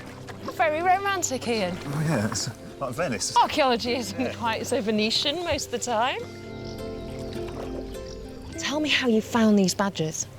We come down the same set of steps, funnily enough, where we got on the punt. Yeah. Wade all along on the river here, and we work as a pair. So one guy would be holding the sieve, and then I'd be shoveling a little bit of gravel off the bed into the sieve. And then if you were lucky, there might be something in there, or if not, there wasn't. So how many badges did you find? Oh, it was dozens of badges in the end, dozens of them. So these little artefacts, they've been sitting in river mud until you get a hold of them in your sieve. That's right. You know, it's laid there for 500 years, and you're the first person to have handled that, and the last guy was some medieval, you know, miller or peasant or whatever. It's kind of pretty special, really, you know. Badges back then were worn in the same way as they are today, to support a cause or show unity. The majority of these badges had one man's face on them, St. Thomas Becket. But why? Way back in 1161, Thomas à Becket was made Archbishop of Canterbury by his best mate, King Henry II, making him the most important person in the whole of England, other than the king himself. But as soon as Thomas got that job, he seemed to delight in putting the king's back up, until eventually, in frustration, the king shouted to his court, "Who will rid me of this meddlesome priest?" 4 of Henry's knights took him at his word and set out to silence Becket once and for all.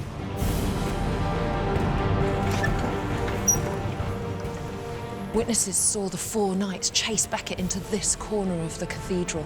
One of them drew his sword and sliced at Becket, cutting off the top of his skull. The others laid in, and Becket fell, his brains and his blood staining the cathedral floor. They had killed the most powerful bishop in the country.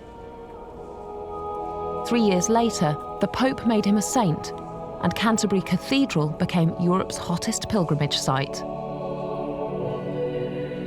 On their way into the cathedral, the pilgrims would buy these small metal souvenir badges, and then this is where they would bring them. The candle marks the site where Becket's shrine once stood. And then they would reach inside the tomb, hoping that some of his power would come to them. They were hoping that Thomas Becket, now St. Thomas, would perform a miracle for them. Once you had finished praying in the cathedral, many thought your pilgrim's badge could bring you even more luck if you threw it in the river. You can still buy pilgrim badges in the cathedral gift shop today. So 600 years ago, a pilgrim may have stood here with her pilgrim badge, just like the replica I bought. Her pilgrimage over, and in the hopes of a safe journey home, she may have kissed the badge and thrown it into the river. And that's exactly what I'm going to do.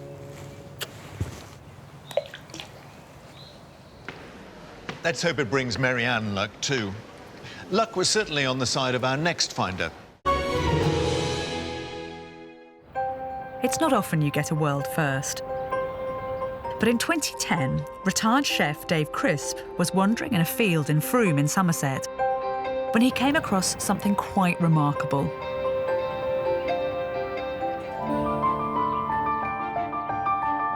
The largest collection of Roman coins in a single container ever found. In fact, more than 52,000 coins.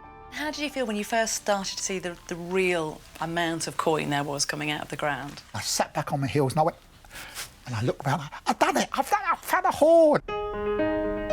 It's really exciting just to find one coin, but you're multiplying that by 52,000. I am the finder of the single largest pot of Roman coins ever. And that will be with me forever. Unless, of course, someone finds a bigger pot of coins, which they might do, you never know. The Museum of Somerset acquired the coins, paying Dave and the landowner the princely sum of 320,000. But 2 years after this extraordinary discovery, they are still being cleaned. Dave Crisp's pot of Roman coins was possibly an early form of corporate banking.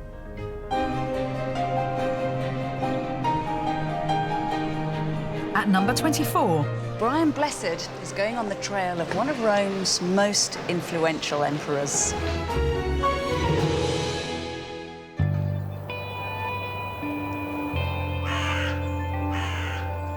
In 1976, John Lewis was ploughing up a field near Brackley, Northamptonshire, when he came across something extraordinary, a stunning Roman bust. In my earliest years, I played Augustus Caesar in a marvellous series called I, Claudius. It gave me a great appetite for Roman history. If I found a Roman bust, I'd be bowled over and have it in pride of place in my living room. So where did John and his wife Joan keep it? You actually put this bust under the stairs? Yes, I put it in a cupboard under the stairs. And then one day I fetched it out and I thought, well, that would do as an ornament in the hearth. Extraordinary. So Blue Eyes, as he was known to us, Yeah. he got lovely blue eyes, and it just sat there for years. Years and years. What, you got no idea what you discovered? No idea what you found? what it was. Eventually, they took it to a British Museum Finds Day event and were staggered to discover that old Blue Eyes was no ordinary bust. The experts knew he must be Roman, but who was he? I want to have a look at him for myself, so I've come to the Ashmolean Museum, where the bust now lives. My goodness. Just put one hand under him there. Look at those sapphire eyes. I'm sure it's an emperor. Look at his beard, it's stylized, not like mine. But who is it? I mean, that's the $50 million question. Who is it? Yeah, indeed. The experts at the Ashmolean had a very simple way of finding out. They looked at some Roman coins from the time. That's beardless. That's beardless. And there he is. That's him. There he is. That's him, isn't he? That looks exactly like the bust. So who is that? That's Marcus Aurelius. Marcus Aurelius. It is him, it's completely him. It's utterly the same chap. Marcus Aurelius was one of the Roman Empire's greatest emperors. He ruled from 161 to 180 AD and was an impressive military commander, successfully leading his men against the Germanic tribes. But there was one big difference between the bust of Marcus Aurelius and the coin.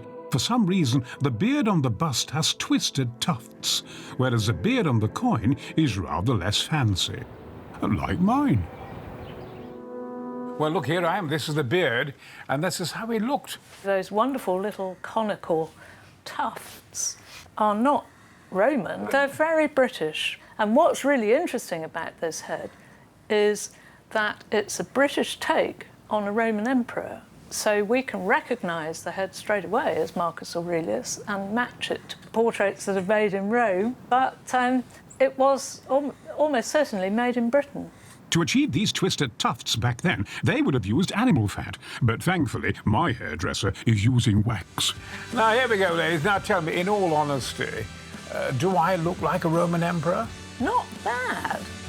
Finding out the identity of old Blue Eyes, Marcus Aurelius, has been a real voyage of discovery. I've loved it. I mean, it's brought history to life for me. I mean, to hold his face like that. Absolutely miraculous. Nevertheless, I'm looking forward to getting all this grease off my beard. Bizarre that John and Joan put poor old Marcus Aurelius in the back of a cupboard. Maybe there's something unusual that you found and just shoved into the back of a drawer.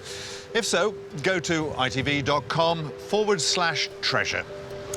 Now, our next item comes from a time when us British were at one another's throats. It was a very dark age in the 1600s when civil war was tearing this nation apart.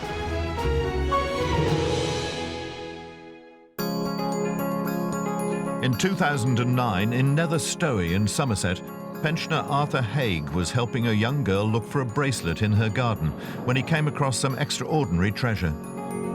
The Nether Stowey hoard is solid silver. A goblet, spoons and a bell salt. Somerset Museum acquired the collection for £38,000. The hoard's been dated to the English Civil War, which broke out in 1642. The country fought for 9 long years over whether it should be ruled by king or parliament. There was mob rule. Looting was rife.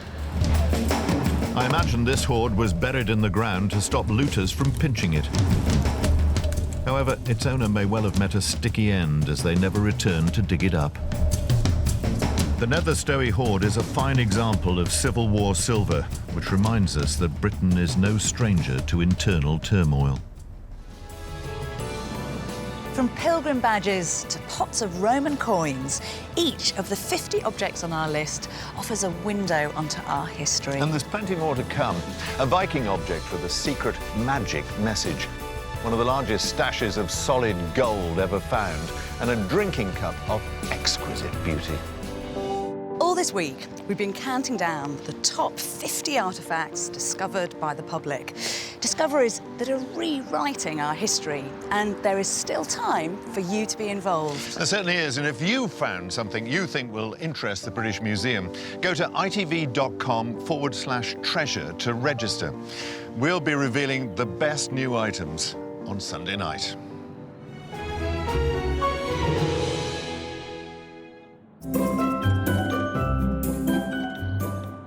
When you talk about finding a pot of gold, that's usually the stuff of fairy tales. But in September 2000, 2 electrical engineers, Michael Rutland and Gordon Heritage, did exactly that.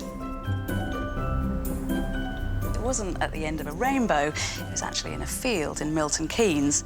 And this is it. It is incredibly precious. And it's also at least 3,000 years old. The Milton Keynes hoard boasts 2 beautiful chunky gold neck ornaments and 3 gold bracelets. They make up one of the biggest collections of gold ever found from Bronze Age Britain. Gordon has come here to the basements of the British Museum to tell me about the moment that he found it. Oh. Gordon, thank you for coming in. Gold. That was a pretty good day's work. It was, yeah. It's one of those highlights of your life. It's certainly amazing find. Yeah. And I tell you what really strikes me is just how heavy it is. This one's over 200 grams, so it is unbelievably heavy. I mean, how could anybody wear that as a bracelet? Your arm would fall off at the end of the day. And that Bronze Age Britain would have been showing off some serious wealth. Despite the fact that this jewellery must have been incredibly uncomfortable to wear, the owner was determined to display their riches to the world. People talk about finding a pot of gold, and you've done it. Yep. Find of a lifetime. The British Museum thought they were so fabulous that they acquired the jewellery for £290,000. Gold is how we imagine treasure, but historical treasures don't have to be about bling.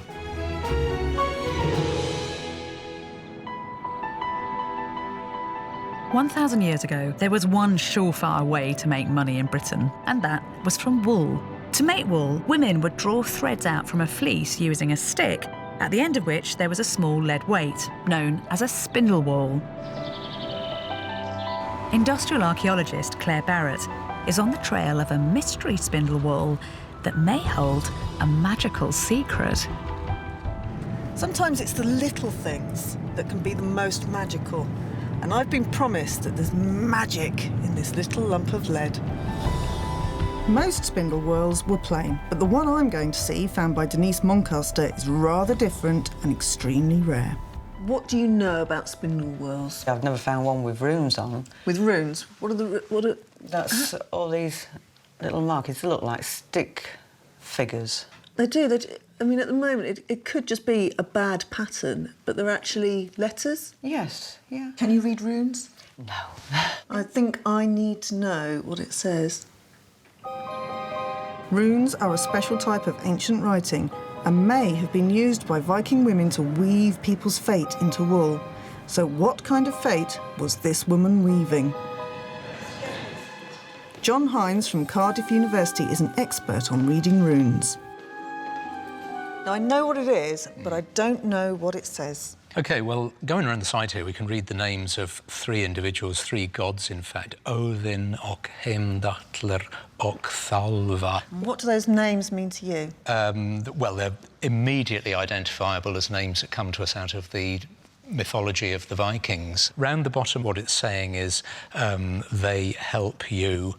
So why would a woman have had such an object? This particular woman wanted to be associated with a wish for the good fortune of the men who appear to be named on the bottom of the spindle whorl. So she's trying to protect her family? That is the obvious inference to take out. So it's a prayer, it's casting a spell, it's a magic item. Yeah, absolutely so.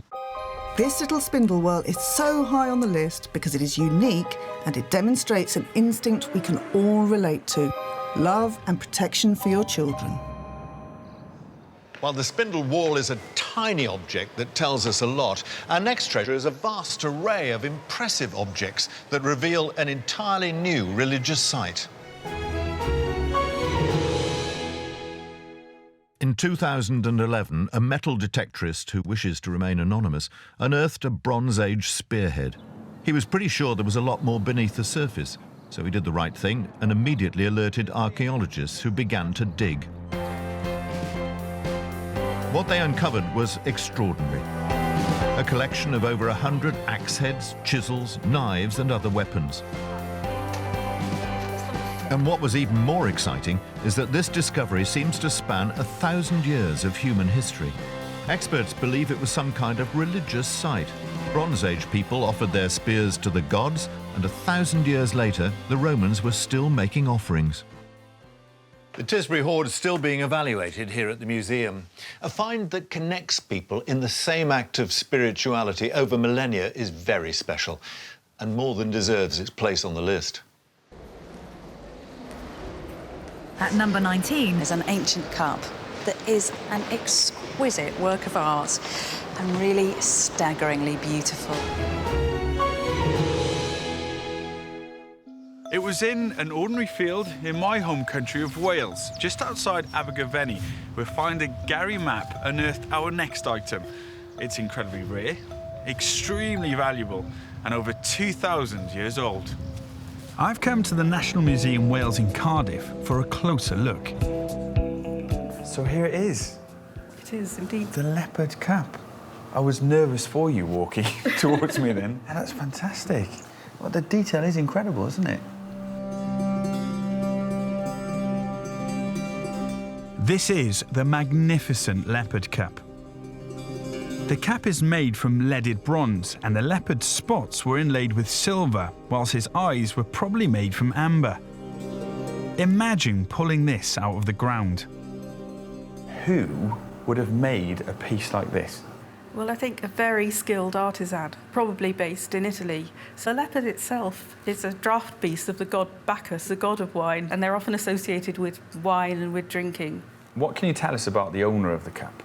It came in with a Roman general or somebody of quite high status. It was found in an area where there is a cemetery outside what's modern Abergavenny, a Roman cemetery. So we believe it was buried with somebody who took it with him to the afterlife, if you like. So they loved it so much, and it was so important to the person who owned it, they wanted it to be buried with them. Yes. What an amazing thing to take to the afterlife. The leopard cup is high on the list because it's simply so beautiful, so unusual, and so well preserved.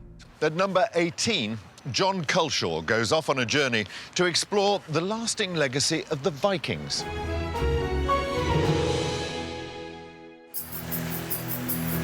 In 2011, company director Darren Webster carefully dug up the third largest Viking hoard ever found in Britain. It was unearthed in Silverdale in Lancashire, which I discovered it. It's just down the road from me. Well, I'm here in the very bowels of the British Museum to see the Silverdale discovery for the first time. Wow. So this then is the Silverdale hoard right here? Yes. Probably the most spectacular thing in the entire hoard is this little group of arm rings. Anyone taking a look at you would know that you had earned these probably in battle or something like that. When does this date from? The coins give us that tighter date of 900 to 910 or thereabouts. I'm just imagining the moment they were discovered, and you'd just be utterly just amazed and euphoric and just staggered. I think it was probably a pretty special moment, yeah. This impressive Viking hoard reveals an amazing truth about our history. Buried as it was in the north, it's testament to the origins of a famous national phenomenon, the North-South Divide. In the late 800s, Vikings in the north and east of England and Anglo-Saxons in the south and west were at loggerheads. In an attempt to stem the fighting, the great leaders of the two sides drew a line across the country. That line followed the old Roman road of Watling Street. To you and me, it's the rather unremarkable A5. But this road marks a line that cut deep into our history.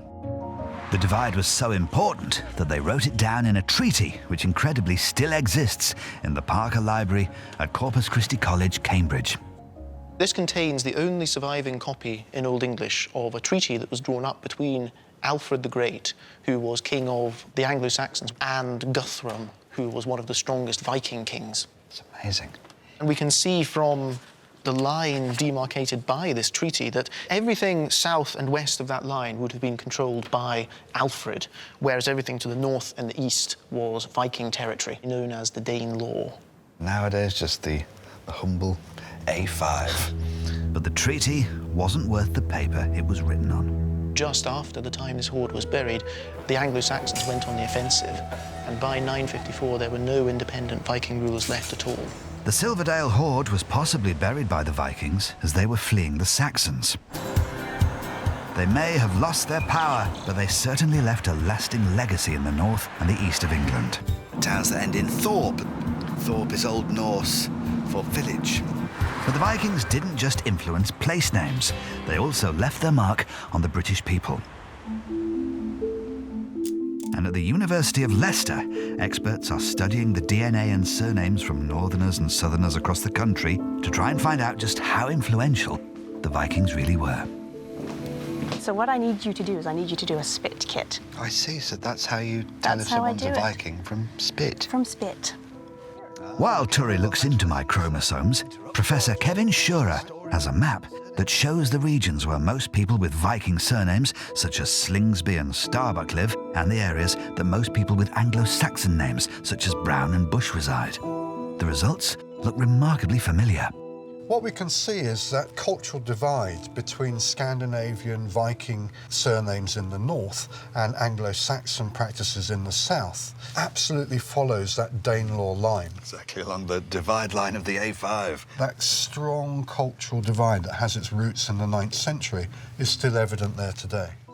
So where do I fit in? Turry has my results. Your Y chromosome is what we actually term our Neolithic farmer type. Well, that rings most highly true. As a Neolithic farmer, I was here long before the Vikings. Well, that wonderful Silverdale hoard has certainly led us on a most fascinating trek here. And it's clear that the Vikings left an indelible mark on our history and our culture. And it's great to think that my DNA is that of a sexy Neolithic farmer. It's just been proven by science. Our next object is a bit of a riddle. It's incredibly valuable, even though it's not made of gold or silver. It had huge power, but it's no kind of a weapon, and it once commanded great respect, even though it only stands 3 inches high. Mary Anna Cotter investigates. Tony, a retired civil servant from Cobham, found the object in Surrey. Well, the jackpot for me turned out not to be money, but a large lump of bronze. I saw the Virgin Mary, as I thought, and I thought, well, in that case, it must be a religious seal of some sort. A seal is a unique stamp from which a wax imprint is made that officially marks an important document.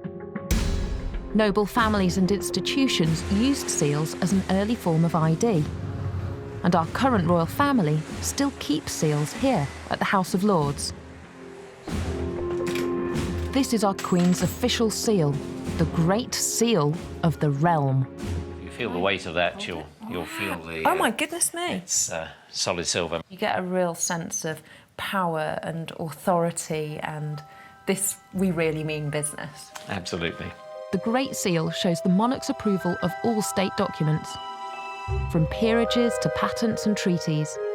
The House of Lords hold every royal seal stretching back to the birth of our nation. Look at that, the first one is Offa, King of Mercia, dates 757 to 796 AD.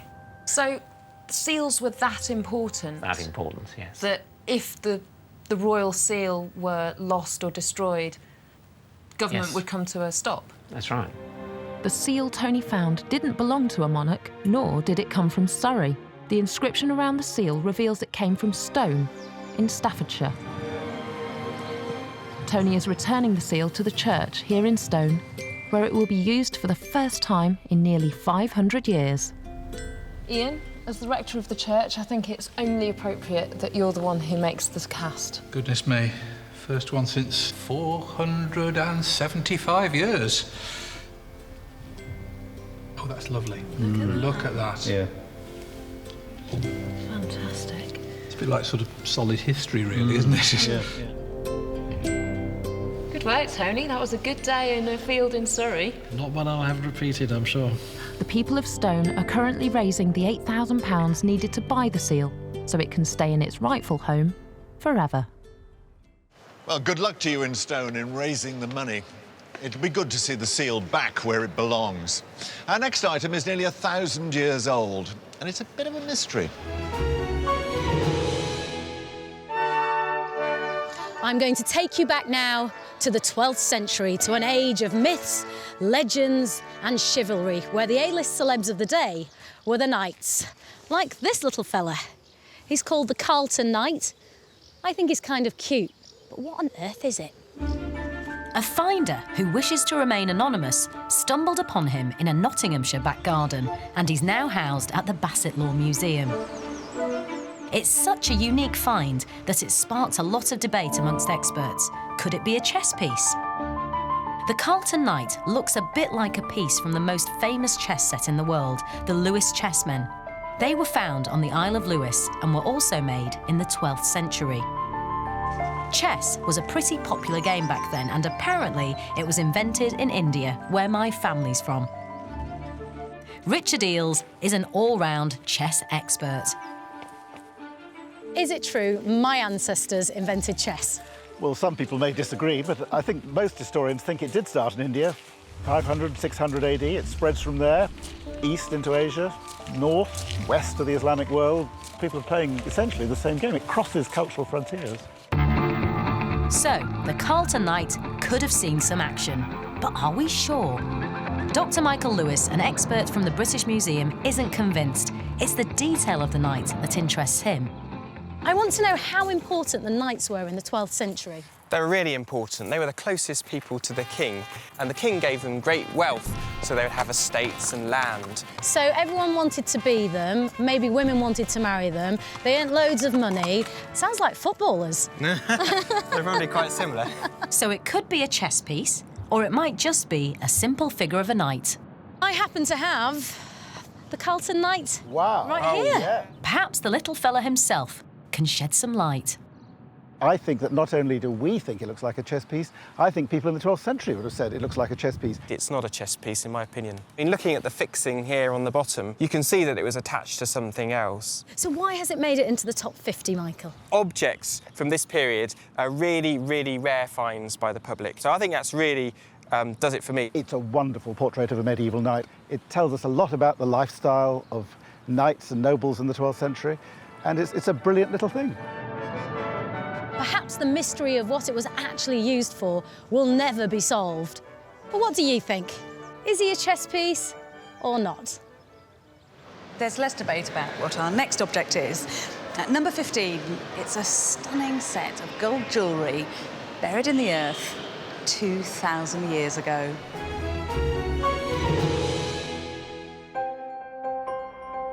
In 2000, in a field just outside Winchester in Hampshire, Kevin Halls, who was a local florist, found this amazing hoard of Iron Age gold jewellery. The Winchester hoard is so impressive and so unusual that it's almost certainly a gift from one of the three great legends of Rome, Julius Caesar, Mark Antony, or the Emperor Augustus. It was acquired by the British Museum for £350,000. Join us after the break, when a gold ring reveals a remarkable history. A necklace sheds light on Scotland's early links to Europe. And one of the oldest boats in the world is a clue to our ancient trading routes. We're counting down the top 50 objects discovered by the British public. Some of the items on our list are so important, they rewrite the history books, like this mysterious goddess. In 2002, ex-Fleet Street photographer Alan Meeks found a unique figurine along with 27 gold and silver plaques in a field in Ashwell, Hertfordshire. Expert Ralph Jackson took me to see them on display here at the British Museum. This is a pretty gorgeous collection of stuff. It is fantastic.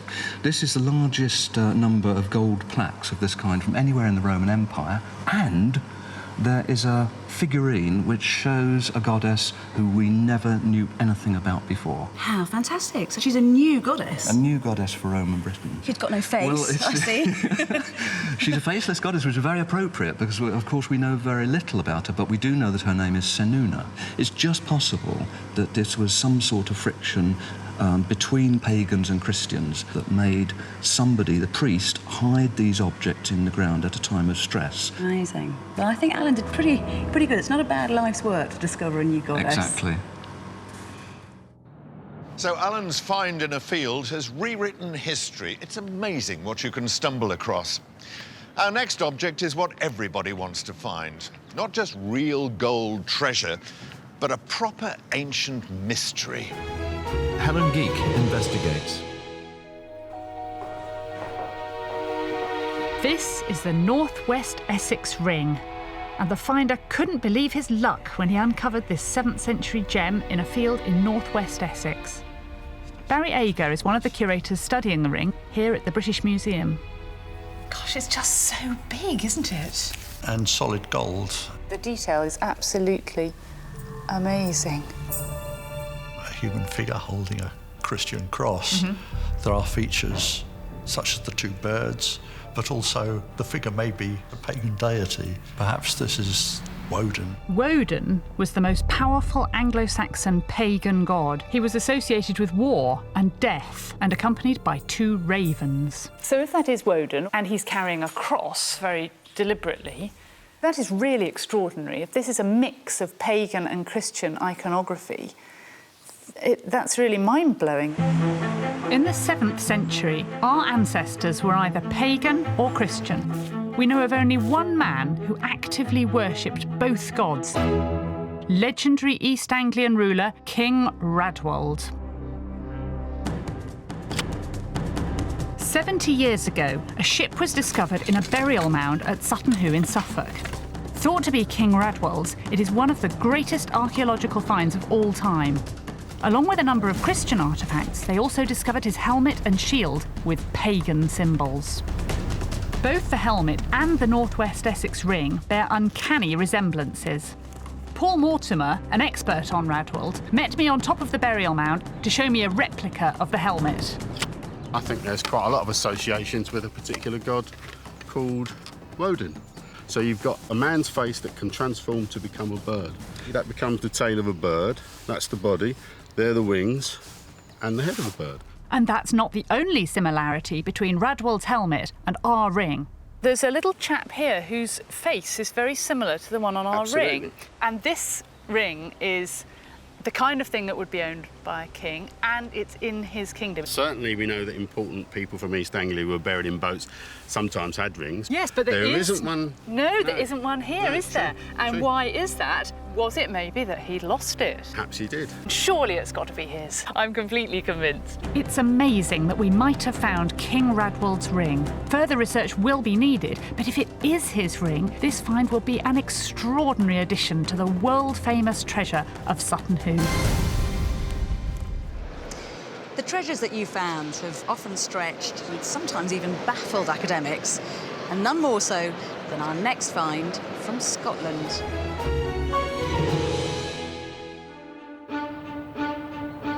Dr. Fraser Hunter at the National Museum of Scotland is the principal curator of the remarkable Blair Drummond hoard. This impressive discovery from the Iron Age was acquired by the museum for nearly £1 million. The hoard was found in September 2009 by David Booth on his first outing with a metal detector. He turned it on, walked 7 steps from his car, and bing, there it was. What you have here is this wonderful collection of gold jewellery. You've got 4 different neck ornaments, torques. Well, this is the real oddball in the hoard, because what you have is a real mixture of styles. Where it goes weird is at the ends, because the terminals have got ornate piles of gold soldered together. And these are the techniques of the Mediterranean. So a find like this, it opens a new chapter in our understanding of the Iron Age. We'd nothing like this before. It's showing us these links between Iron Age Scotland and the Mediterranean, but how exactly those happened is a much more difficult question to answer. Gold has always fascinated us. But before the Iron Age, there was another metal on everybody's wish list: bronze. Dan Lobb investigates. The near Lewis hoard was unearthed in 2011 in East Sussex by David Lang. It's an astounding collection of Bronze Age jewellery and axe heads that date back to between 1250 and 1500 BC. Many of the objects are made from bronze, which is made by mixing copper and tin. And that tin could only have come from one place. The tin was found here, in beautiful Cornwall, which is also where my family is from. Getting the tin needed to make the near Lewis hoard 3,500 years ago wasn't easy. This is the last leg of the journey to the beach. Even today, it's a tough descent. Feels like a lot of effort for what is a relatively small amount of tin. Here's some. Pretty good example, actually. You can see it there, black and shiny. But if you want to create those beautiful ornaments that we've seen in the near Lewis hoard, there's still a lot of work to do. Richard Williams is going to show me how to extract the tin from my rock. So this could have been the start of the process in the production of the near Lewis hoard. It almost certainly was, yeah. Wow. First, it's crushed before being melted in a furnace. We'll add your material to it. OK, cool. Then all we have to do is wait. Do we think it's ready now, Richard? And in fact, the tin's still molten at the bottom. That is incredible. And this molten tin would have then been mixed with copper ore to make the bronze. But the most fascinating thing about this find is that it didn't only consist of bronze items made with Cornish tin. It also included objects from Europe. 3,500 years ago, our ancestors were heavily into the import-export business. In 1992, archaeologists discovered a Bronze Age seagoing boat. Oh, wow, Peter, that's fantastic. There she is. It's quite something. It's older than Tutankhamun. It's older than Moses. It looks rough and ready, but for its day, it was technologically advanced. There's a colleague of mine who describes it as a Bronze Age spaceship. You know, this cutting-edge technology 3,500 years ago. One of the things we found was on the bottom of the boat was a very small piece of shale, and it proved to come from Cornwall way. And the important thing about that is that that is where the tin comes from. Yeah. What you're saying is these boats travelled to and from Cornwall with tin, bronze, and then backwards and forwards across the channel. Yes. It's incredible to think that this pioneering boat could have been trading such precious cargo as the near Lewis hoard. Our ancient ancestors were far more advanced than you would ever have imagined. It's for that reason that I think this treasure absolutely deserves its place on the list.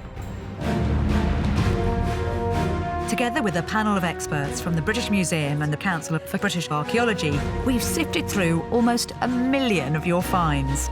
But it's the top 10 that caused the biggest argument.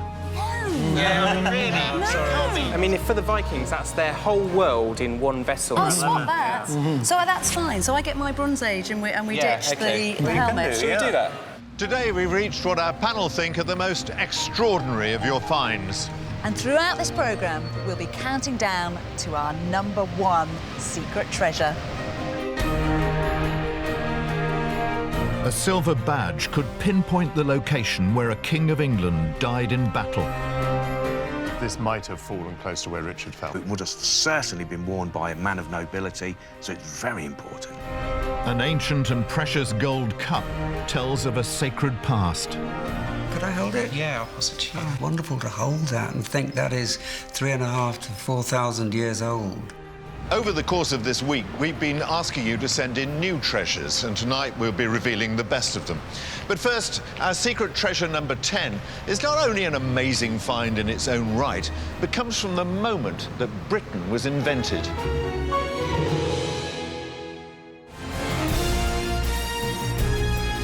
On the 6th of January 2007, engineer David Whelan and his son saw something glinting in the ground in a field in the Vale of York near Harrogate.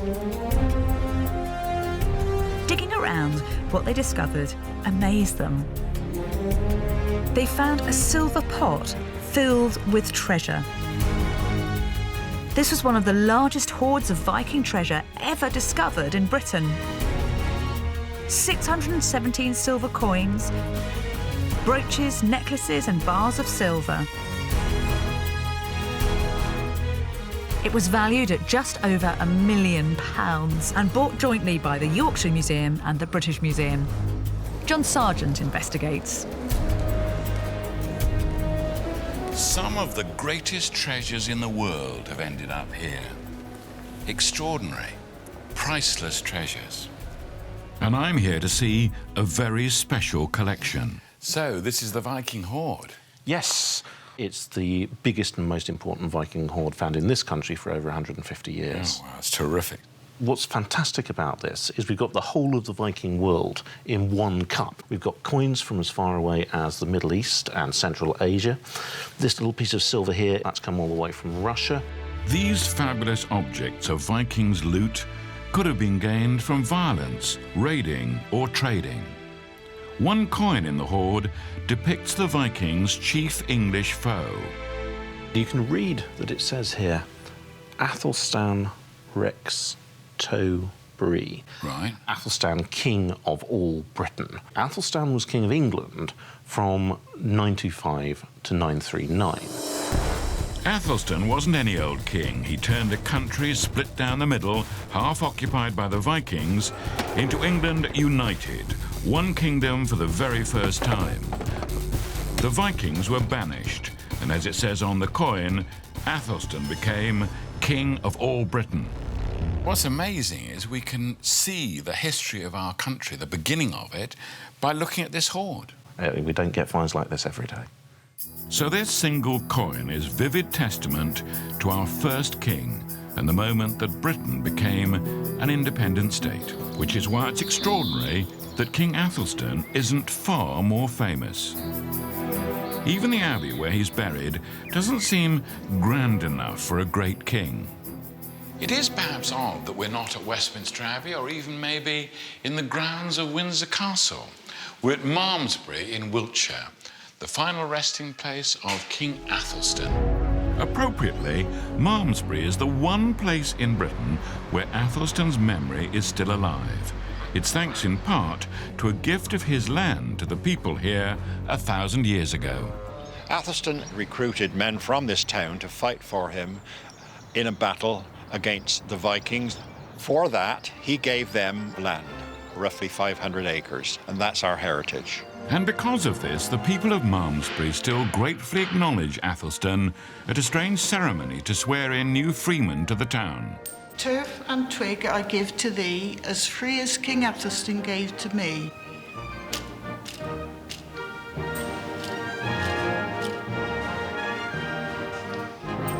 Thou shalt be.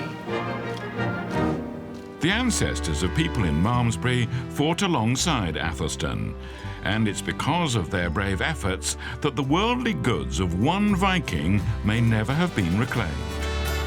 He could have buried the hoard to hide it from Athelstan's army. He could even have been killed in battle by the English forces. It's marvellous that Athelstan's memory is still kept so vividly alive here in Wiltshire. And it's extraordinary to think that because one of his coins was found 300 miles away, we were able to relive one of his greatest moments, defeating the Viking invaders. Who says that history is dead? We're counting down the final 10 of Britain's secret treasures. Number 9 on the list is an extraordinary and very rare bit of history that's now sadly lost to the nation. In fact, nobody knows where it is or who's got it. Bettany investigates the Crosby Garrett helmet. In May 2010, a young man was metal detecting in a field in Cumbria near Crosby Garrett, and he uncovered this bronze figure of a griffin, a kind of fierce mythological creature. Understandably, he carried on digging, and he uncovered no less than 68 metal fragments. What was extraordinary about this find was that all the bits of metal appeared to come from the same object. Although the finder informed the British Museum of his discovery, because it was made of bronze, not gold or silver, it was up to him what he did with it. So he instructed London auctioneers Christie's to reconstruct and sell it.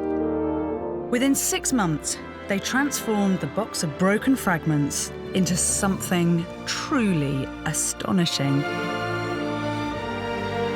A unique and magnificent Roman parade helmet with a faceplate designed to shock and awe. This was such an extraordinary find for Cumbria that a local museum wanted it as the centrepiece of a new gallery. With only 3 weeks to the auction, the Tully House Museum in Carlisle started a fundraising campaign. We're getting donations being pledged from Canada, I remember, Brazil, Bulgaria. What surprised me and made me more determined, really, was the response locally. I remember going to a secondary school and they all started putting their hands up and saying, we're going to do a car wash, we're going to have a stall, bake cakes, and they did. They were emptying piggy banks, and, you know, the amount of excitement that it generated locally was just phenomenal. In just 3 weeks, they'd raised an astonishing £1.7 million to bid on the helmet. On the day the restored helmet went under the auctioneer's hammer in London, there was a great deal of interest. Now, ladies and gentlemen, we come to lot 47, the Crosby Garrett helmet. Can we have a starting bid, please? It went so quickly, it seemed to be a matter of seconds. I'm sure it was minutes, but it just rattled through really quickly. £100,000, 200, 300,000. I got a sinking feeling because the pace of the auctioneers seemed to suggest this is going to go incredibly high. 700, 800. The auctioneer shot over £1 million. 1.1 million, 1.2, 1.3. There was a bit of a pause at about 1.5 million, and I thought, maybe there's a chance here, maybe we could get it. Any more bids? And then suddenly it took off again. 1.6 million. We pulled out at 1.7 million. Hammer price was 2 million, and that's basically the last time I saw it. So this amazing piece of British Roman history never came to the Tully House Museum, and the public can't see it. Today, no one knows where the helmet is or which private collector owns it, and its disappearance has left a hole in history. Of course, money can buy you anything. In this case, a unique Roman helmet. But it certainly hasn't bought the love of historians and archaeologists and members of the public right across the country. Still to come, an ancient gold ring gives up its saucy secrets. So it looks like, I don't know, a couple arguing or kissing. Or having sex. Really? And a beautiful Roman bowl offers a rare glimpse of life on Hadrian's Wall 2,000 years ago. It's a real window into history. We're counting down the final top 10 objects discovered by you, the British public. Extraordinary finds that have changed the way that we view our past. That's true. And number 8 on our list is tiny, but perfect. It's a gorgeous gold seal ring that was discovered in 1998 on a patch of waste ground just outside Norwich by a member of the public who wants to remain anonymous. Local girl Mylene Class goes in search of an East Anglian fairy tale.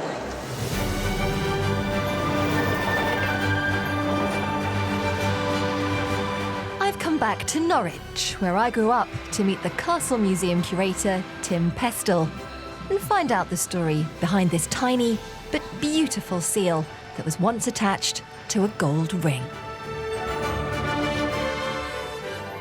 Hold it. Tiny. Oh, it's quite heavy. It is, yes. It's 98% pure solid gold.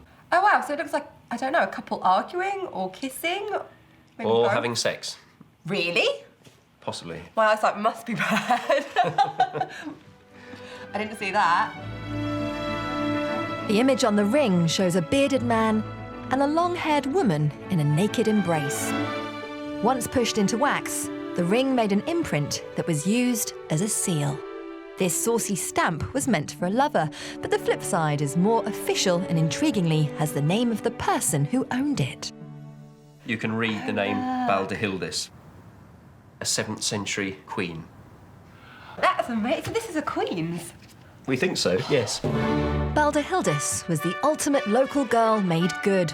Born in 7th century East Anglia, she rose to become the Queen of Franks, an area that covered much of modern-day France. I'm travelling to a town outside Paris where Baldehildis lived towards the end of her life to find out more about her.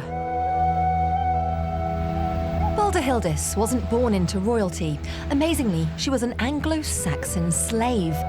But legend has it, she was so beautiful that she enchanted none other than the King of Franks himself. And in 648 AD, the slave girl became his queen.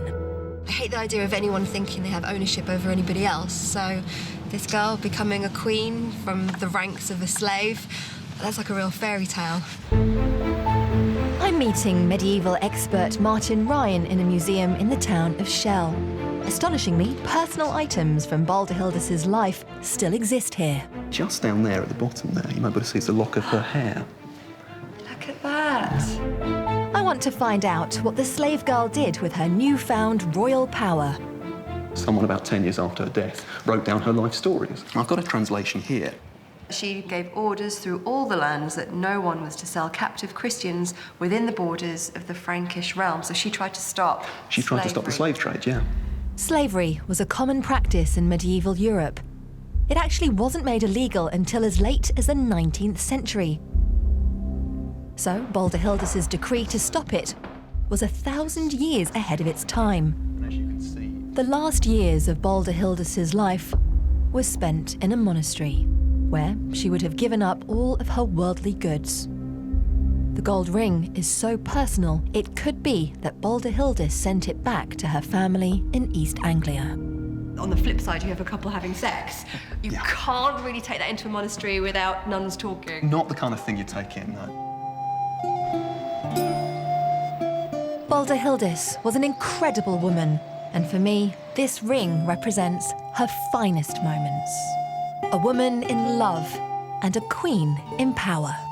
And that is why it deserves its place at number 8 in the list of treasures.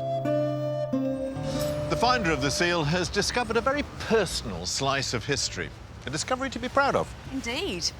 Now, number 7 in our final countdown is an incredibly important find from Roman Britain.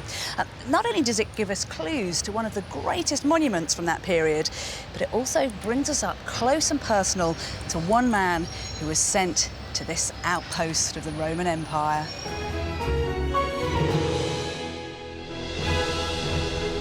In 2003, 2 metal detectorists were searching fields in the Staffordshire moorlands when they saw something in the ground they thought was a Coke can.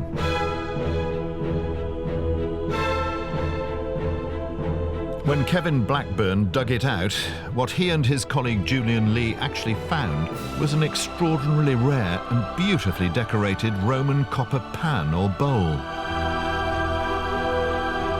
What's exceptional about this bowl is that it's one of only a few objects that refer directly to the time when Hadrian's Wall in the north of England was a manned fortification.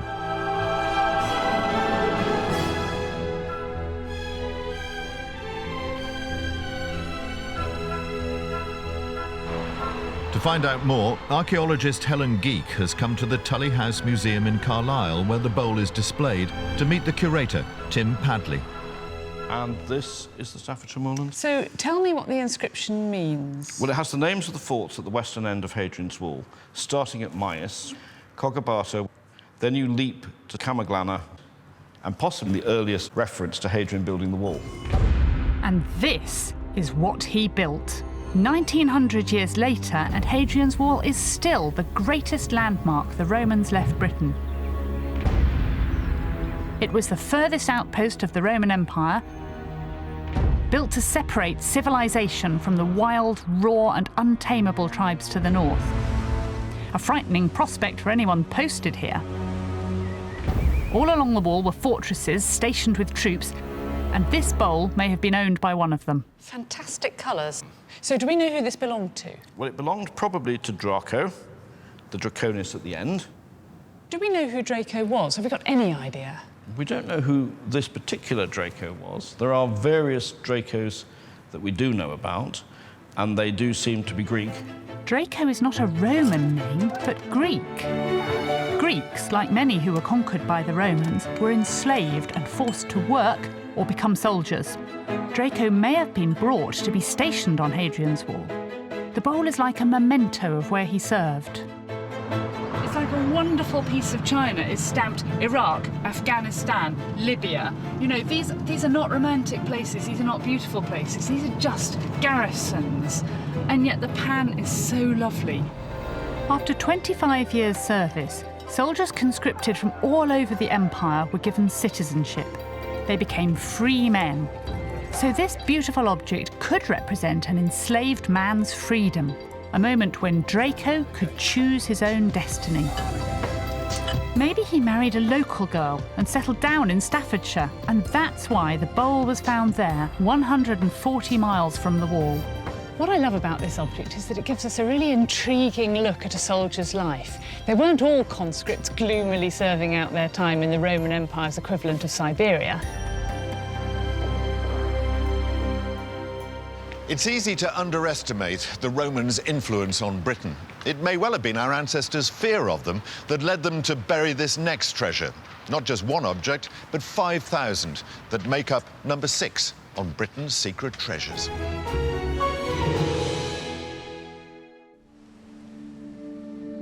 Our next object was discovered in the Leicestershire town of Hallerton in 2000. I'm meeting retired teacher Ken Wallace to hear about his find. How did you find this hoard? I scrubbed the top of the soil with the tip of my boot. Not very scientific. No. Not the archaeologist in action. 2 Iron Age coins popped up, and you can tell they're Iron Age because they're saucer-shaped rather than plain discs. The site was littered with coins, so I was really just collecting the ones that were blatantly near the surface. The dig wasn't actually started until September the following year, which was done by Leicester University. What was discovered was no less than 5,000 silver and gold Iron Age coins from the 1st century AD. The vast majority of coins were Colretovi, which is the tribe of the Leicestershire area. However, almost every other tribe was represented by their coinage. But that was just the beginning, wasn't it? Oh, that was just the beginning, yes. Perhaps most bizarrely on the surface, about 400 to 500 pigs, or the remains of pigs, and the vast majority had their front forelimb missing. The bones of more than 300 slaughtered pigs, each with the right front leg cut off. What was this place? One reason these extraordinary objects and the ritual pig bones might have been buried is because all the tribal chiefs came together to prepare for a new and frightening enemy. In 43 AD, the Romans began their second invasion of Britain. All the tribal leaders needed as much help as they could get. What we now think, based on this site, is they were all coming together on this hilltop to bury their gold and their silver together, to pray to their gods and to deposit their coins in the hope that the gods would look favourably on them. After the break, we'll be running down the country's final 5 secret treasures, including a coin that could reveal a completely unknown Roman emperor and a prehistoric golden cup. Oh, wow, look at that. It's so beautiful, isn't it? Up until now, most of our treasures have told us what once happened. But the next one, a silver badge in the shape of a boar, discovered in 2010 by the university lecturer Carl Dawson, could pinpoint where the last King of England to die in battle actually fell. Who better to investigate than the ex-Defence Secretary, Michael Portillo.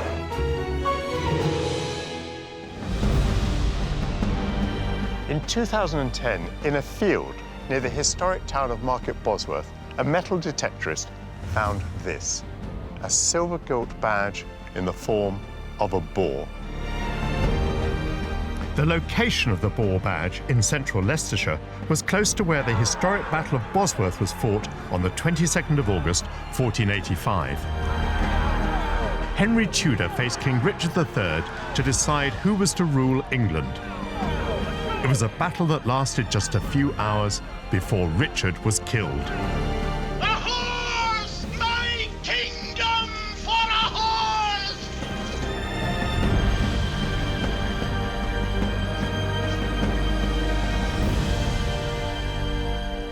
And a new royal family ushered in the golden age of the Tudors. This badge tells us something amazing about that battle.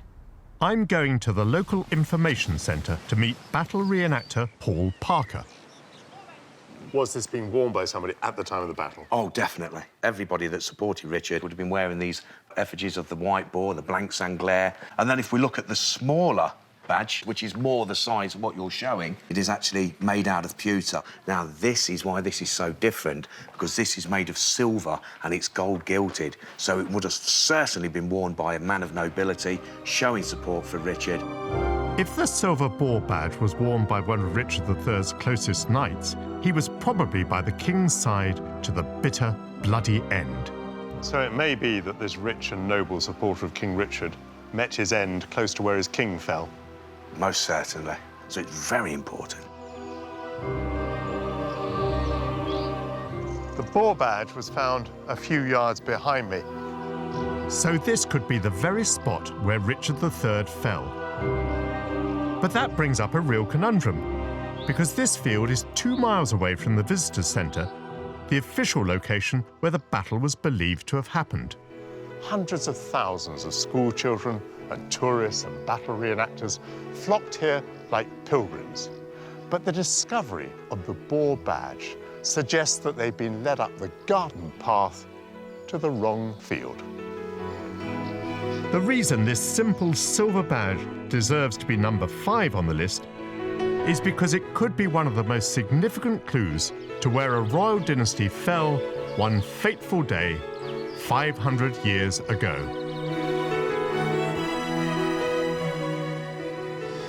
It's really fascinating to think how objects found by members of the public can change our knowledge of such important moments in history. But our next item at number 4 on the list is slightly different in that this one actually makes history itself. When someone finds a hoard of coins like these, they're brought here to the British Museum's Conservation Department to be cleaned. When the Chalgrove hoard of 5,000 coins from Oxfordshire was being treated, an eagle-eyed conservator spotted one little coin that was completely unexpected. It dated from the 3rd century AD, and it would rewrite the history books. In 2003, Brian Mallin, a plastics engineer, was metal detecting in a field near Chalgrove, Oxfordshire.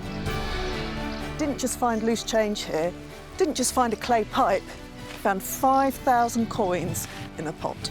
To Richard Abdy, one of the British Museum's coin curators, it was all pretty familiar stuff, until, amongst the thousands of coins, he spotted something mysterious and unique. What made this hoard special?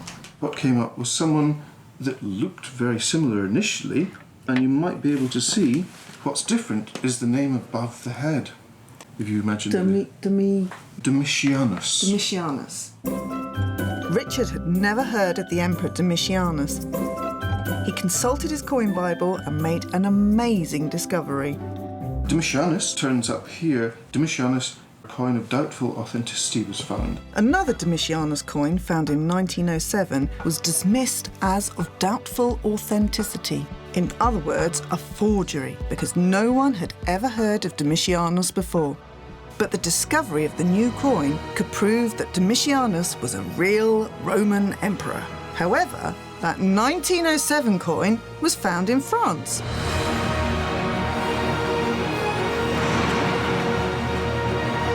Richard asked his equivalent at the Bibliothèque Nationale in Paris, Michel Amandry, to track it down. That coin has been locked away in a drawer for the best part of 100 years, thanks to a review by an academic. After the discovery of the coin in 1907, there was an Italian scholar, Lanfranchi, who wrote an article without seeing the coin, saying that the coin was a forgery. Until now, Domitianus had been considered as mythical a character as King Arthur.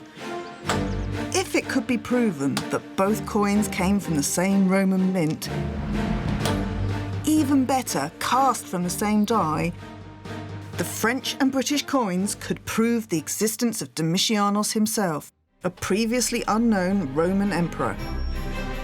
Now, for the first time ever, the two coins are going to be brought together and compared side by side. Michel has come to Oxford's Ashmolean Museum to meet Roger Bland, former curator of coins at the British Museum and head of the Portable Antiquities scheme. So, gentlemen, are we going to see these coins side by side? I think we should. I think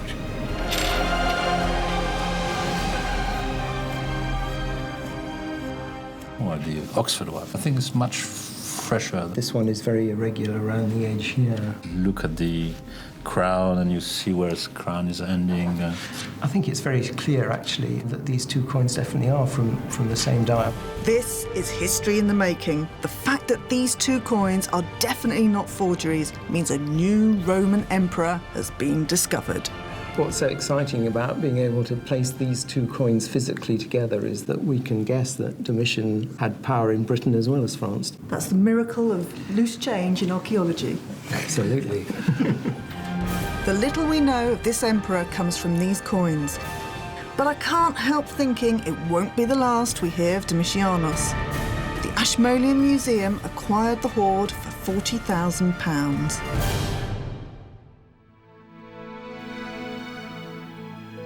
Brian's opened a new chapter on our history, and it's hard to think of anything better than that. But there are still 3 items to go on our countdown. The next treasure made it to number 3 because it's so magnificent, so awe-inspiring, so beautiful that it caught the imagination of the world.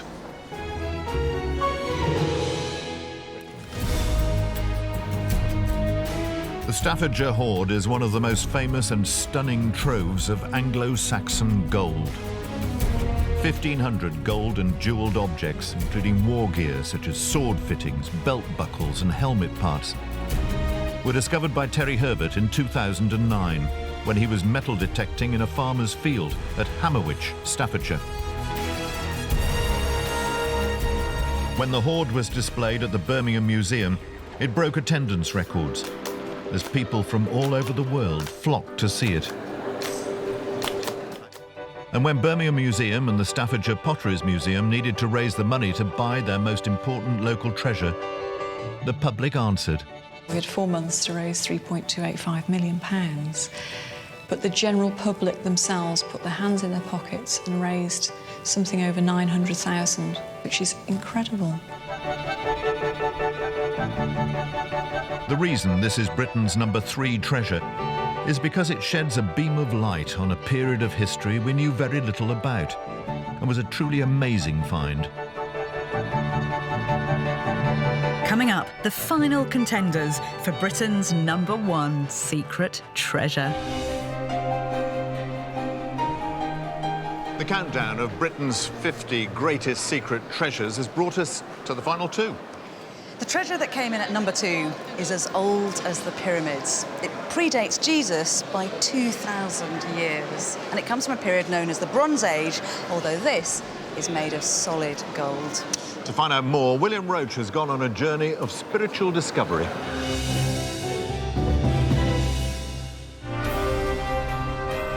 In 2001, a plough ran over a strange metal item. Although damaging it in the process, it had exposed an object that might never have been found at all. 3,500 years ago, a craftsman from an era known as the Bronze Age fashioned a precious golden object with nothing other than simple tools. The end result was astonishing. This is the Ringlemere Cup. It was discovered in a farmer's field in Kent by a retired electrician, Cliff Bradshaw.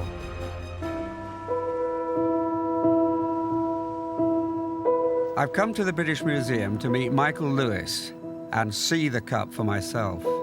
Well, this is the Ringlemere Cup. It's kind of a corrugated design with a kind of a rounded base at the bottom. Could I hold it? Yeah, I'll pass it to you. Oh, thank you. It's wonderful to hold that and think that is 3,500 to 4,000 years old. You don't know whether it was a druidic thing or... We know really very little about the period. Obviously, there's no kind of written records from this period of time. The idea is that it's a high-status object. It's in a pretty mangled state, isn't it? So do you have an idea of what it would have looked like in its purer state? Well, I've got a recreation here I can show you.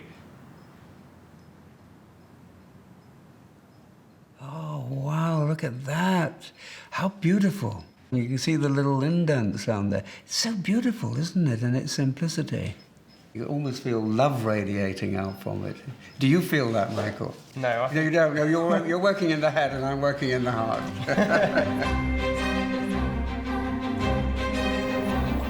To get to the bottom of what this strange, beguiling cup was used for, I'm meeting archaeologist Keith Parfitt in the field where it was discovered. Could you just point out where it was actually found? Can you just make out that very slight rise in the field? It was found right on the summit of that mound. Right on the summit. It was actually a deliberately built mound. Okay. Following the mound's excavation, it was refilled to protect what's beneath. So what actually is under that mound? What we found is that it's enclosed by this huge, great ditch, nearly 6 feet deep, and enclosing an area of about 150 odd feet. Right in the middle of the ditched enclosure, we came across this pair of L-shaped trenches containing the remains of decayed wood. It's some sort of central timber shrine. What the discovery of this cup had revealed was an ancient religious place of enormous importance. A wooden henge that was a distant cousin of Stonehenge. If Stonehenge is a cathedral, we could see this more on a par with a local parish church. Yeah, that's a very good way of putting it. And the final act on the site seems to be to dig a pit in the top of that mound and bury the gold cup. So the cup had actually been deliberately buried. It isn't something that got tell. lost and forgotten. It Far had as we been can buried. tell. That's very interesting. It is. Could it be that a priest stood on that mound to preach, and maybe that gold cup featured in the ceremony somehow? It's funny to think that the lips of our ancestors touched this sacred cup. Cups like this have been at the centre of spiritual rituals throughout the ages. I'm heading to the wooden henge's modern-day equivalent, the nearby parish church, to try and understand how the cup was used. Right, this is the Ringlemere gold cup, which you've no doubt heard about, that was found just down the road. I don't think it's decorative, because you can't put it somewhere and leave it, otherwise it will fall over. Fall over, it's got a round bottom. Yeah. The round bottom. Yeah. The nearest thing is a chalice, which is one of these. It has a direct relation to God, but it also has a relation to other people. So communion is communion both with God and the other people who are present. Yeah, the two things, that's interesting. If you have a cup like the Ringlemere cup that you can't put down, and the implication is that once you start, you have to finish it. And if it's passed around and everybody shares, then there is that same sense of developing community. I can see why a cup is at the heart of religious practice. It's an offering to each other, to your God. It sort of makes you feel a part of how your world works. I'd love to have been there when our ancestors buried it and to ask why. The gold cup is a great treasure because it not only led us to this place, but it also opened the door to us understanding what went on here. It was obviously designed to be used in some sort of communal ritual, definitely something of a spiritual nature. And what went on is something that just hasn't changed in 4,000 years. We're always looking to find the meaning and the great truths that underlie the mystery of our existence.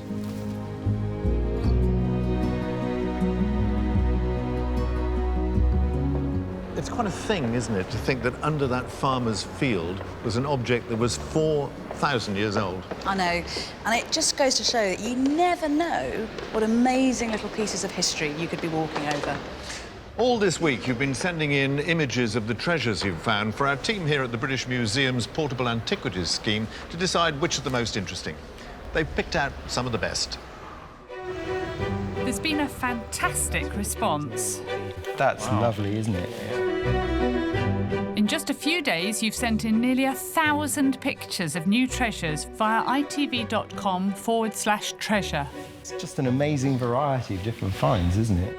From gold coins to brooches, swords to ancient toys, rings, and even a set of Victorian false teeth. Some of these objects have only just come out of the ground. This 9th century silver brooch was discovered little more than a week ago. How are we going to make a start? I don't know. That's lovely, isn't it? Yeah, it's a nice thing.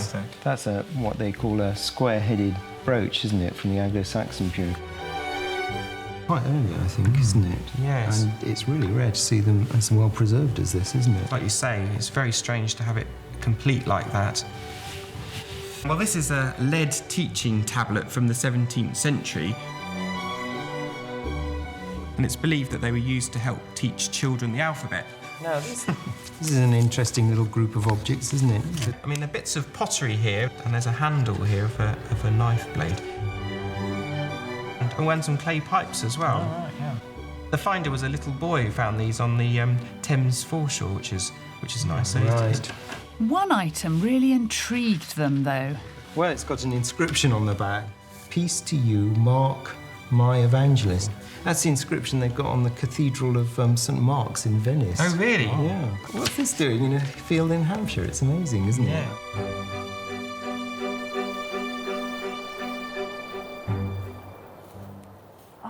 look at that.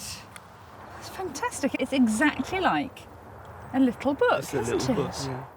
Oh, look, even a little spine and the cover. So you get another bit of information from this, don't you? Because you can see what a medieval book would have looked like. That's right, yeah. Where did you find it? I found it here in this field. Actually, in this field? Yeah. So do you have a theory about what it is? Well, we're on the Pilgrim's Way to Canterbury, so I did think perhaps it was a pilgrim souvenir.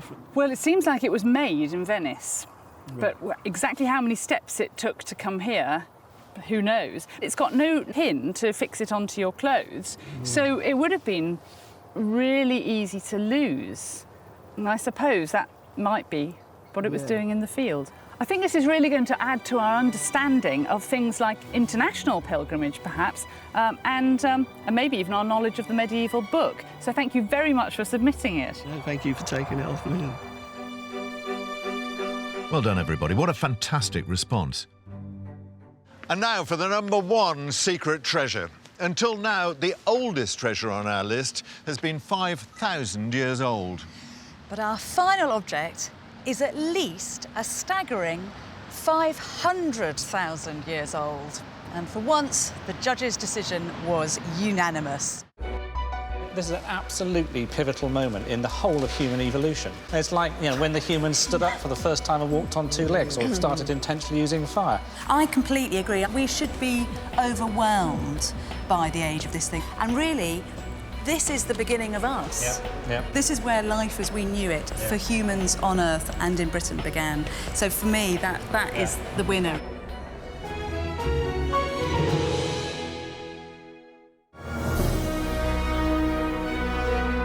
The number one treasure was found on the east coast of Britain, on the Norfolk shoreline around Haysborough. I'm heading there to meet our finder of finders, Mike Chambers, a civil servant who stumbled across it in 2001 while walking his dog along the beach. He spotted a strange-looking rock, more of a black slither, buried in the clay right at the water's edge. He knew there was something different about it. He picked it up and looked at it, but he didn't realise then the significance of what he was holding. It was a straight line in a piece of clay, and it just seemed odd, so had a rummage around, and out it came. Mike used a replica to show me how difficult it was to spot. Can you see anything? Well, there's something up... Well, this black thing... Yeah, that's all I could see when I first found it. It'll come out fairly easy because it was in solid clay when I found it. And this is the real object that he found. This amazingly crafted piece of flint is a prehistoric hand axe that was made somewhere between 500 and 700,000 years ago. You can tell this has been... It's been crafted, can't you? Yes. I mean, what did you think at the time? I knew it was a hand axe. Yeah. But the last person that touched that, what was he like? Who was he? You really feel a connection with this person? Absolutely. I'd love to meet him. So you lost this chap. I think you dropped something. I want to find out how this very ancient Briton made and used this axe. So I've come to meet local craftsman John Lord. Hit it right on the edge. You're in the wrong place, mate. It took John just 2 minutes to knock up the most astonishingly versatile tool. But this is really sharp, isn't it? Absolutely. It can cut through animal skin, carve into bone, and fashion a stick into a spear. It's a prehistoric Swiss Army knife. So, we know where it was found, we know how it was made, and we know, broadly speaking, what it was used for. But what sort of creature owned it and maybe lost it? What sort of land did he live in? 500,000 years ago, Britain was a very different place. Since that time, ice ages have been and gone. Britain was joined to Europe. This land, now beneath the North Sea, was called Doggerland. It was lush and green. Mammoths and herds of other animals roamed its plains. And that is where the original owner of the hand axe would have hunted and gathered his food. The prehistoric owner of this object could at best be described as human-like rather than human. But it was the simple tool he'd crafted from flint that made him stand out from every other animal he came up against.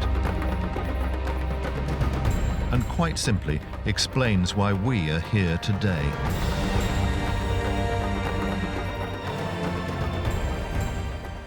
The reason that this is Britain's top secret treasure is that it changes what we thought we knew about ourselves. We've been here far longer than we ever imagined. When it was found, this flint tool showed us that Britain had been inhabited for 100,000 years longer than we thought before. And that staggering knowledge is down to this extraordinary and beautiful object. So those are our top 50 treasures as discovered by the British public. It just shows you how much history there is still waiting to be uncovered. What will you find in the future? Goodbye. Goodbye.